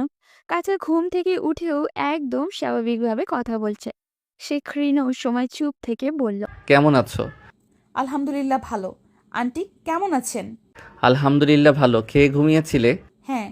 এখন রাখি। আমার ঘুম ভাঙিয়ে এত তাড়াতাড়ি এখন কল রাখবেন কেন? আর তো কোনো কথা বলার নেই। শুনুন, বলো। আপনার ভয়েসটা ভীষণ সুন্দর। অহনের মুখ দিয়ে তো চলেই এসেছিল সকল সৌন্দর্য যে তোমারই কাছে। ভয়েস, চেহারা সব কিন্তু আটকে গেল সে। এগুলো বলা যাবে না ওকে। আরো প্রশ্রয় পেয়ে বাড়াবাড়ি করবে। তার কেবল ইচ্ছা করছে হৃদি এখন কি পরে শুয়ে আছে সেটা দেখতে। ওর ঘুম ঘুম গলা শুনে ইচ্ছা করছে এখন কেমন লাগছে দেখতে ওকে। তার মাথায় একটা বুদ্ধিও এলো। সে আমতা আমতা করে বলল, আচ্ছা সত্যি করে বলো তো, তুমি কি খুব বেশি কষ্ট পেয়েছো ঠেলে চলে আসায়? হৃদি কোনো জবাব দিল না। অহন পুনরায় বলল, বারান্দায় তো তোমার চোখে জল দেখলাম। আর হোয়াটসঅ্যাপ স্টোরি কি দিয়েছো? যাই হোক সেটা থাক। আমার তো মনে হচ্ছে তুমি কান্নাকাটি করে ঘুমিয়েছো। নয় এত তাড়াতাড়ি ঘুমানোর কথাও না। মোটেও না, আমি কাঁদিনি, এমনি ঘুমিয়ে গেছি। এমনি ঘুমানোর কথা না, চেহারা দেখলে ঠিকই বুঝবো কেঁদেছো কিনা। কচু বুঝবেন আপনি। আন্টি আসবে এখন রুমে? না, ভেতর থেকে লক। তাহলে দিচ্ছি ভিডিও কল, দেখি তোমার চোখ লাল কিনা। চেহারা দেখলে ঠিকই বুঝতে পারবো কেমন কষ্ট পেয়েছো। দিব কল? ও মা, এভাবে? আমি ঘুম থেকে উঠেছি সবে, একটু সময় দিন। অহন ওকে রেডি হতে দিতে চাচ্ছে না। তার কেন যেন একদম এখনই কিরকম লাগছে সেটা দেখতে চাচ্ছে। এখন কি পোশাক, কিরকম ঘুম ঘুম চেহারা, চুল কেমন এলোমেলো, এসব দেখবে সে। অহন বাধা দিয়ে বলল, না, তুমি মুখটাও ধোবে না। কেবল বাতিটা জ্বালিয়ে যেরকম বসে কথা বলেছো সেরকম বসে থাকবে। আপনিও দেখি ভালো পাগলামো জানেন। কল দেব? রিধি বাতি জ্বালিয়ে দিয়ে বলল। কল দিন। অহন সোফায় গিয়ে বসলো। এখানে আলোটি বেশি আছে। ভিডিও কল দিল ওকে। রিসিভ করলো রিধি। ওকে দেখেই যেন বুকের রক্ত চলকে উঠল, তার গায়ের লোম নাড়া দিয়ে উঠল। এত ভয়ানক সুন্দর লাগছে মেয়েটিকে। বালিশ কোলে নিয়ে বসে মোবাইল সামনে কিছু একটাতে রাখছে মনে হচ্ছে। পরনে কালো একটা গেঞ্জি আর ট্রাউজারের মতো কিছু একটা হবে। ফর্সা হাত দেখা যাচ্ছে ওর। চুলগুলো এলোমেলো হয়ে আছে। ও বালিশে কোণে ঠেকিয়ে বুকে হাত বেঁধে আছে। মেয়েলি অঙ্গগুলো আরো স্পষ্ট হওয়ায় তাদের মধ্যেকার ছাত্রী শিক্ষকের সামান্য অস্বস্তিটুকু যেন ঝেঁটিয়ে বিদায় করে দিয়েছে। দেখি কি মনে হচ্ছে, কেঁদেছি? ঘর থেকে বের হলো অহন। আমতা আমতা করে বলল, না ঠিক আছে। আপনাকে ভীষণ সুন্দর লাগছে।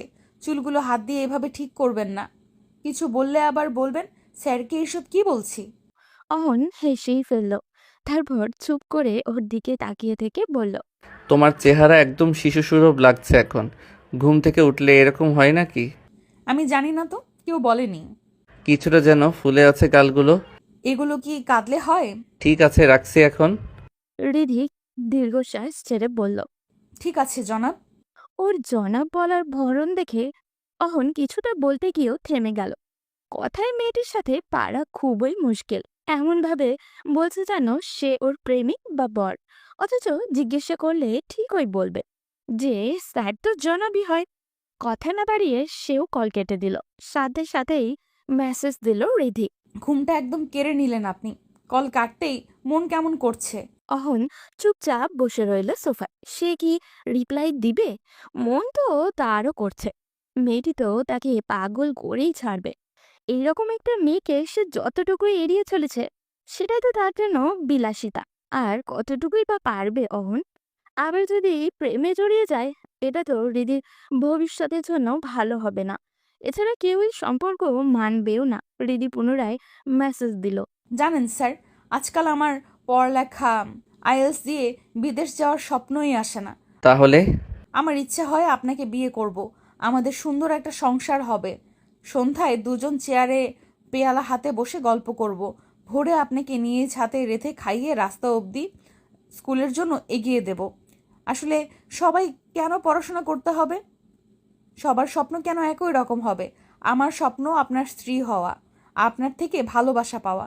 আমি জানি আপনি অনেক রোম্যান্টিক, অনেক ভালো একজন প্রেমিক, শুধু আমাকে ধরা দিচ্ছেন না। অহন মেসেজ পড়ে কি রিপ্লাই দেবে বুঝে উঠতে পারছে না। আর তাছাড়া এই মেয়ে যে তাকে কেমনে বুঝে ফেলে, পড়েও ফেলে, যদিও মেয়েরা কিছুটা এইসব বোঝার ক্ষমতা নিয়েই হয়তো জন্মায়। সে কাঁপা কাঁপা হাতে রিপ্লাই দিল। তোমার পরিবার মানবে না, এসব পাগলামি চিন্তা বাদ দাও। মানবে না তা আমিও জানি, তাই বলে আমি বসে থাকবো? সেই 4-5 বছর থেকে আপনাকে দেখলেই আমার বর লাগে, সেটার কি হবে?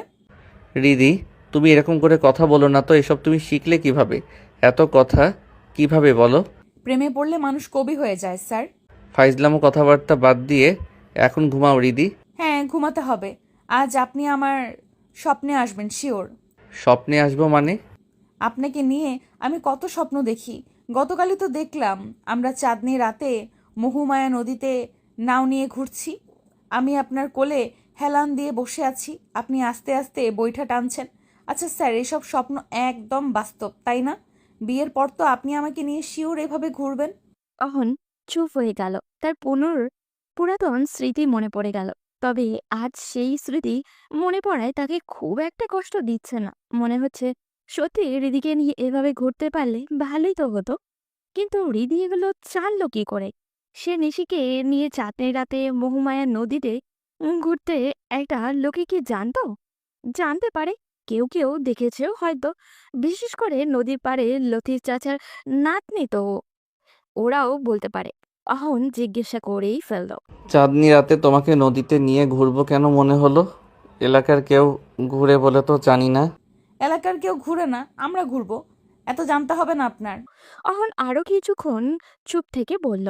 আগে বলেছিলে আমি অনেক রোমান্টিক, সেটাই বা তোমাকে কে বললো? কেউ বলার আছে নাকি? আপনার কোনো প্রেমিকা কি আছে যে আমাকে বলার কথা এসব? এমনিই বললাম। আপনি না ঘুমাবেন?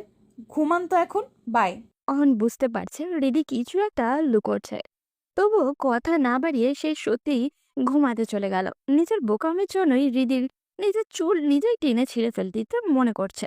কি থেকে কি বলা শুরু করেছে সে? স্যারের সম্পর্কে এগুলো জেনেছিল নীলার থেকে। ওদের বাড়ি স্যারের বাড়ির পাশেই। যদিও নীলা অনার্স পড়েছে এখন শহরে থেকে, ওর এখন গ্রামে থাকে না। নীলা স্যারের কাছে ক্লাস 9 থেকে পড়তে যেত। দুজন ক্লাসমেট হওয়ায় নীলা স্যারের সম্পর্কে নানান গল্পও করত। চাঁদনি রাতে নদীতে ঘুরতে যাওয়ার ঘটনাও সে ওর কাছ থেকেই শুনেছে। স্যার তার স্ত্রীকে অনেক ভালোবাসতেন, সেটাও বলতো। তাছাড়া স্যারের স্ত্রী এভাবে হঠাৎ মারা যাওয়ায় এলাকায় অনেক আলোড়ন তুলেছিল। সকলেই ভীষণ কষ্ট পেয়েছিল। মুখে মুখে গ্রামের মানুষ তাদের ভাষায় গল্প করতে অনেকটা এইরকম। অহন ছেলেটা অনেক ভালো, মাকেও যেমন যত্ন করে, স্ত্রীর প্রতিও সে ভীষণ যত্নশীল। ওর স্ত্রী প্রেগনেন্ট যখন ছিল নিজ হাতে রেঁধে নিজেই মুখে তুলে খাইয়ে দিত। কেউ তাদের বাড়িতে গেলে ওদের আচার আচরণ, এক আরেকজনের প্রতি শ্রদ্ধা ভালোবাসা দেখে খুবই অবাক হতো। কেননা গ্রামেগঞ্জে এরকম দম্পতি দেখে কেউ অভ্যস্ত ছিল না। গল্প করতেন হৃদির মা সুলতানা বেগম। আহারে, কত কম বয়সে ছেলেটা বউ হারাইল, খুব নাকি কেঁদেছে। মাসের পর মাস কারো লগে কথাই বলে। সবার মুখে এইসব শুনে হৃদিরও ভীষণ কষ্ট হতো। এরপর স্যার যখন ইন্টারে ওকে পড়াতে আসতে শুরু করলেন, ধীরে ধীরে মানুষটিরও আচরণ কথাবার্তা সৌন্দর্যের পাশাপাশি তার চোখের বিষণ্ণতাও হৃদিকে আকৃষ্ট করে ফেলে। মনে হতে থাকে উনি বিবাহিত হলেও একজন প্রকৃত প্রেমিক পুরুষ, যে নারীকে প্রকৃতভাবে সম্মান দিতে জানে, যত্ন করতে পারে, ভালোবাসতেও পারে। এরকম একজন জীবনসঙ্গী তার হলে কি ভালো হতো না? এভাবে যদি ক্রমশই প্রেমে পড়ে যায় মানুষটির, ঘুমে ওর একটু দেরিতেই আজ এলো। তবুও উঠল 9টার আগে। তাড়াতাড়ি ফ্রেশ হয়ে নাস্তা করে বারান্দায় চলে গেল। খুবই দ্রুত করলো সবকিছু। অন স্যারের দেখা মিলল 9টা 45-এ। গেটের সামনে দিয়ে যাওয়ার সময় দুজনের চোখাচোখিও হলো। মুচকি হাসলে অন স্যার। সেও হাসি ফিরিয়ে দিল। মনটায় যেন ভালো হয়ে গেল হৃদির। স্যার এখন গেট পেরিয়ে চলে গেছেন কিছুটা, কি পিছু থেকে দেখছে হৃদি। আজ পরনে এম ছাড়া সাদা শার্ট আর কোনাই অবধি গোটানো। ভীষণ ভালো লাগছে ওনাকে। ওনাকে সকল কাপড়ে বেশ মানায়। লম্বা আর কিছুটা স্বাস্থ্য ভালো হয় কি না কে জানে। দেখতে দেখতে উনি দৃষ্টির সীমানার বাইরে চলে যাচ্ছেন। এর ভেতর কয়েকবার পিছু ফিরে তাকে দেখলো। আজ রাত ঠিক 12টায় কল দিয়ে ফেললো হৃদি। রিসিভ করলেন স্যার, যেন ওর কলেরই অপেক্ষায় ছিলেন। দুজন কথা বলতে বলতে স্যার হঠাৎ বলে ফেললেন, তুমি বারান্দায় পায়ের উপর পা রেখে থুতনিতে হাত থেকে এভাবে বসো কেন রোজ? কেন বিশ্রী লাগে? না, বলতে চাইছি এটা কি বসার কোনো ফ্যাশন বা কোথাও কোনোভাবে কি জেনেছো এভাবে বসলে মেয়েদের ভীষণ আভিজাত্য ভাব ফুটে ওঠে? তাই নাকি? আমি তা তো ভেবে বসি না। বসে কিভাবে যে তাকিয়ে থাকো বাবা। কিভাবে তাকাই? থাক, এত জানতে হবে না, শুধু বলবো তুমি খুব দক্ষভাবে আমাকে দুর্বল করে দিচ্ছ। এর ফল কিন্তু দুজনের জন্যই ভালো হবে না। না হোক ভালো। আর আপনিও আমাকে পছন্দ করে ফেলেছেন, এটা স্বীকার করে নিলেই হয়।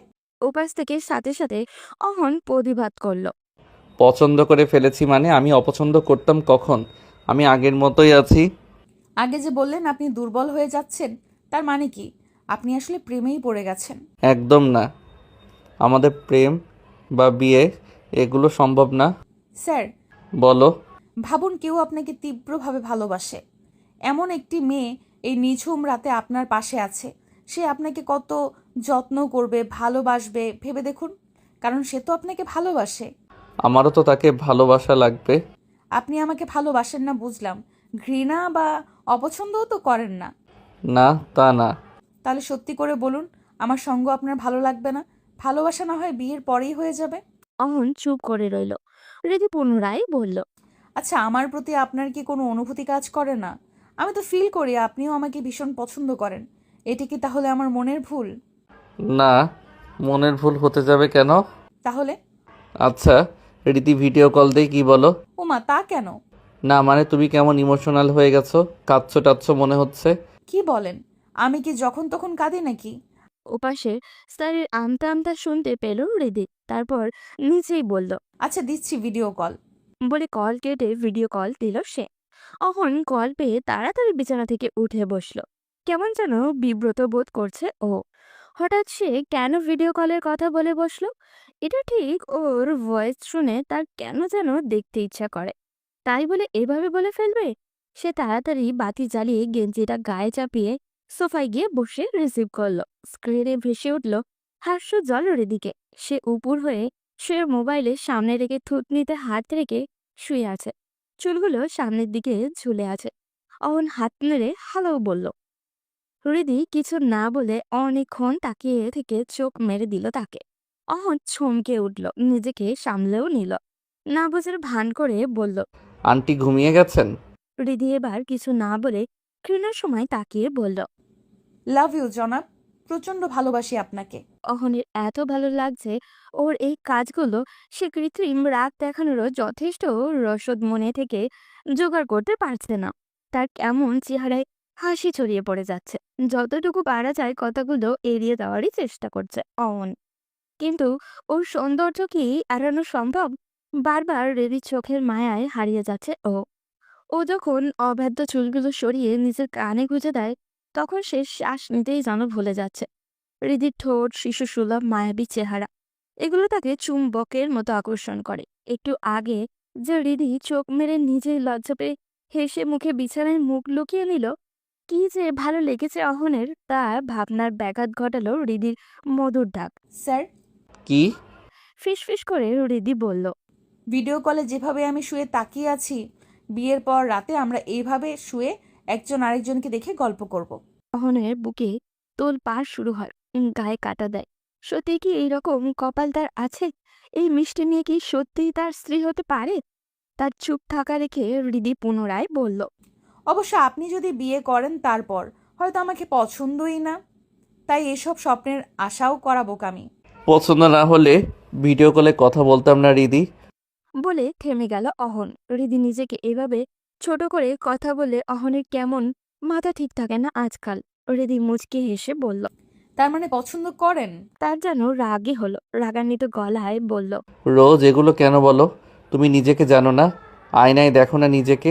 তোমাকে অপছন্দ করার কি আছে? রোজ বলি যে আমাদের এই সম্পর্ক কেউ মানবে না, তুমি পড়ে আছো পছন্দ অপছন্দ নিয়ে। রেগে যাচ্ছেন কেন?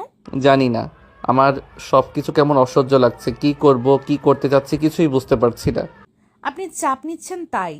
অন্তত আমার সাথে মন খুলে কথা বলুন, এরপর দুজনেই চাপটা ভাগাভাগি করব, মানা না মানা নিয়ে কথা বলবো। আপনি যদি সত্যি আমাকে চান আবার আমার কাছে আড়াল রাখেন, তাহলে তো চাপ ফিল হবেই। অহন চুপ হয়ে গেল। হৃদি মুচকে হেসে বলল, আচ্ছা, একটা কাজ করা যাক। আমি আগামীকাল ভার্সিটি থেকে ফেরার পথে আন্টিকে দেখতে আপনাদের বাড়িতে যাব। আপনি তখন নিজের বিছানায় শুয়ে থাকবেন, আমি আপনার রুমে যাব, গিয়ে পাশে বসে আপনার মাথায় হাত বুলিয়ে দেব। যদি আপনি আমাকে না চান তাহলে বিছানা থেকে উঠে বসবেন, আর যদি আমাকে ভালোবাসেন শুয়ে থেকেই কথা বলবেন। সহজেই আপনার ভালোবাসা প্রকাশ করা হবে। অন্যদিকে বলে থেমে গেল হৃদি। খানিকটা আবেগী শোনালো ওর গলা। অহন এতক্ষণ চুপ থাকলেও এখন বলল, অন্যদিকে কি? আমার ভীষণ শখ আপনার চুলে হাত বুলিয়ে দেওয়ার। বলে কল কেটে দিল হৃদি। অহন সোফায় চুপচাপ বসে রইল। এখন তো মনে হচ্ছে এই মেয়েকে বিয়ে করতে না পারলে সে নিজেই পাগল হয়ে যাবে। বিছানায় যাওয়ার পরও সহজে ঘুম এলো না তার। ঘুম চোখে নামতেই 3টা বেজে গেল। রাতে একটা স্বপ্নও দেখলো সে। দেখলো হৃদি তার পাশে বেঘোরে ঘুমাচ্ছে, হাতে মেহেন্দি, গায়ে লাল বেনারসি শাড়ি। ওকে দেখতে এত মিষ্টি লাগছে যে সে বাতি জ্বালিয়ে গালে হাত দিয়ে তাকিয়ে আছে, চোখ সরাতেই পারছে না। হঠাৎই ফজরের আজান হয়। হৃদি ঘুম ভেঙে যায়। তাকে এইভাবে তাকিয়ে থাকতে দেখে কাঁচা ঘুম থেকে উঠে মুখে হাত দিয়ে ফিক করে হেসে উঠল, যেন সে ঘুমেই ছিল না। এরপর সত্যি ফজরের আজানও হলো। ঘুম ভেঙে গেল অহনের। উঠে বসার পর তার নিজেকেই পাগল পাগল লাগছে। টেবিল থেকে গিয়ে গ্লাসে জল ঢেলে খেয়ে আবারও এসে ঘুমিয়ে গেল। বিকেলে 3:30টায় অহনদের বাড়ির সামনে এসে হৃদি রিক্সাকে থামতে বলল। ভাড়া চুকিয়ে এসে সোজা সাজেদা বেগমের রুমে ঢুকে সালাম দিয়ে দিল সে। তিনি ফোনে কার সাথে যেন কথা বলছিলেন, বুঝতে বললেন তাকে। ফোন রাখার পর বললেন, কেমন আছো মা? এতদিন পর আইতে মন চাইলো? হ্যাঁ আন্টি, ওই দিন হঠাৎ ফোন আসায় চলে গেলাম, তাই আজ মনে হলো দেখে যাই আপনাকে। ভালো করছো আসছো। তোমার মা কেমন আছে? জি আলহামদুলিল্লাহ ভালো। স্যার কোথায় দেখছি না যে? কি জানি, আজ এসে কইলো মাথা ব্যথা, তাই হয়তো শুইয়া রয়েছে। স্যারের কাছে আমার আইএলটিএস এর বিষয়ে কিছু বোঝার ছিল, দেখি গিয়ে ঘুমে নাকি জেগে আছেন। আসছি আমি। আচ্ছা যাও। অহনের দরজা ভেজানো ছিল। হৃদি ঠেলে খুলে সালাম দিল। অহন শুয়ে থেকে জবাব দিয়ে বলল, আসো। হৃদি লাজুক হেসে ভেতরে গেল। ওনার পরনে কালো ট্রাউজার, গায়ে ব্লু একটা গেঞ্জি। পাশ ফিরে শুয়ে আছেন। সে বিছানার সামনে গিয়ে দাঁড়ালো। হৃদি অন্যদিকে তাকিয়ে দাঁড়িয়ে বলল, আপনি আগে চোখ বুজে নিন। কেন? জানি না। আচ্ছা ঠিক আছে। বলে অহন মুচকি হেসে সোজা হয়ে বুকে হাত বেঁধে এক পায়ের ওপর আরেক পা রেখে শুয়ে রইল। হৃদি ওর দিকে ফিরে তাকালো। আস্তে আস্তে বসলো বিছানায়। তার শ্বাস প্রশ্বাস ভারী হতে শুরু করলো। ডান হাত বের করলো ও। কাঁপছে হাতটি। সে কাঁপা কাঁপা হাত নিয়ে অহনের কপালে রাখলো। তারপর আস্তে আস্তে আঙুল ডুবিয়ে দিল ওর চুলে। হৃদির ঘোর লেগে যাচ্ছে। মনে হচ্ছে রোজকার মতো কোনো স্বপ্ন দেখছে ও। ক্ষীণ সময় পর সে ফিসফিস করে বলল, স্যার, আজকে এই দিনটা কি সত্য? আমার বিশ্বাস হচ্ছে না। অহন চুপ করে রইল। হৃদি পুনরায় আবারও বলল। আমি জানতাম আপনিও আমাকে ভালোবাসেন, তাই অধিকার নিয়ে এত বাড়াবাড়ি করতে সাহস পেতাম। অহন চোখ খুলে পাশ ফিরে ওর হাতটি নিজের হাতে নিল। তারপর হৃদির দিকে তাকিয়ে বলল, তোমাকে ভালো না বেসে তো পারা যায় না। তোমার মিষ্টি মিষ্টি কথা, হাসি, সুন্দর চোখ, ঘন কালো চুল, মায়াবী চেহারা, এই সব কিছুর জন্য প্রেমে পড়তে আমি বাধ্য হয়েছি। হৃদি চোখে জলে ঝাপসা হয়ে এলো। সে এক হাতে মুছে নিল অশ্রু, চোখে হেসে বলল, ভাববেন না আমি ছিচকা দুনে। চোখে জল আসছে কারণ আমার কাছে সবকিছু স্বপ্ন মনে হচ্ছে। সবই বাস্তব ম্যাডাম। একটা চিমটি দেন না হাতে প্লিজ। আপনি আমার হাতে হাত ধরে আছেন, এটা আমি কিভাবে বিশ্বাস করব বলুন? অহন ওর হাতে আলতোভাবে কামড় দিয়ে দিল। উফ করে উঠল হৃদি। কৃত্রিম রাগ দেখিয়ে বলল, তাই বলে কামড় দিয়ে দেবেন? এবার ভালো করে বুঝলে তো বাস্তব নাকি স্বপ্ন। জি, বাস্তব স্বপ্নের মতো হয়ে গেছে। এখন আর শুয়ে থাকতে হবে না, উঠে বসুন। অহন উঠে বসলো। তারপর খানিকক্ষণ হাত ধরে বসে ওর দিকে তাকিয়ে থেকে বলল, হ্যাঁ দিদি, আমিও তোমাকে প্রচণ্ড ভালোবাসি। আর এটা আজ তোমাকে জানিয়ে সত্যিই নিজেকে অনেক হালকা লাগছে। স্যার, আমার একটা কথা রাখবেন? হ্যাঁ বলো। একবার আপনাকে শক্ত করে জড়িয়ে ধরতে পারি? অহন চুপ হয়ে গেল, কিছু বলল না। হৃদি এগিয়ে গিয়ে শক্ত করে জড়িয়ে ধরল অহনকে। হৃদির আজকাল অন্যরকম প্রশান্তি কাজ করছে। ওর সাহস বেড়ে গেছে হাজারো গুণ। অহন আস্তে করে বলল, এভাবে সারা জীবন জড়িয়ে রাখতে পারবে আমায়? খুব পারবো, এভাবেই শক্ত করে জড়িয়ে রাখবো আপনাকে, খুব ভালোবাসি আপনাকে। বলে ঠুপ করে একটা চুমু খেলো অহনের কপালে। অহনও তার ফাজিল প্রেয়সীকে শক্ত করে নিজের বাহুডোরে আবদ্ধ করলো। তাদের ভালোবাসা খুব শীঘ্রই পূর্ণতা পাক, এই প্রত্যাশা রেখে আজকের গল্প এখানেই শেষ করছি। দেখা হবে পরবর্তী কোনো গল্পতে। সে পর্যন্ত সবাই ভালো থাকবে এবং সুস্থ থাকবেন।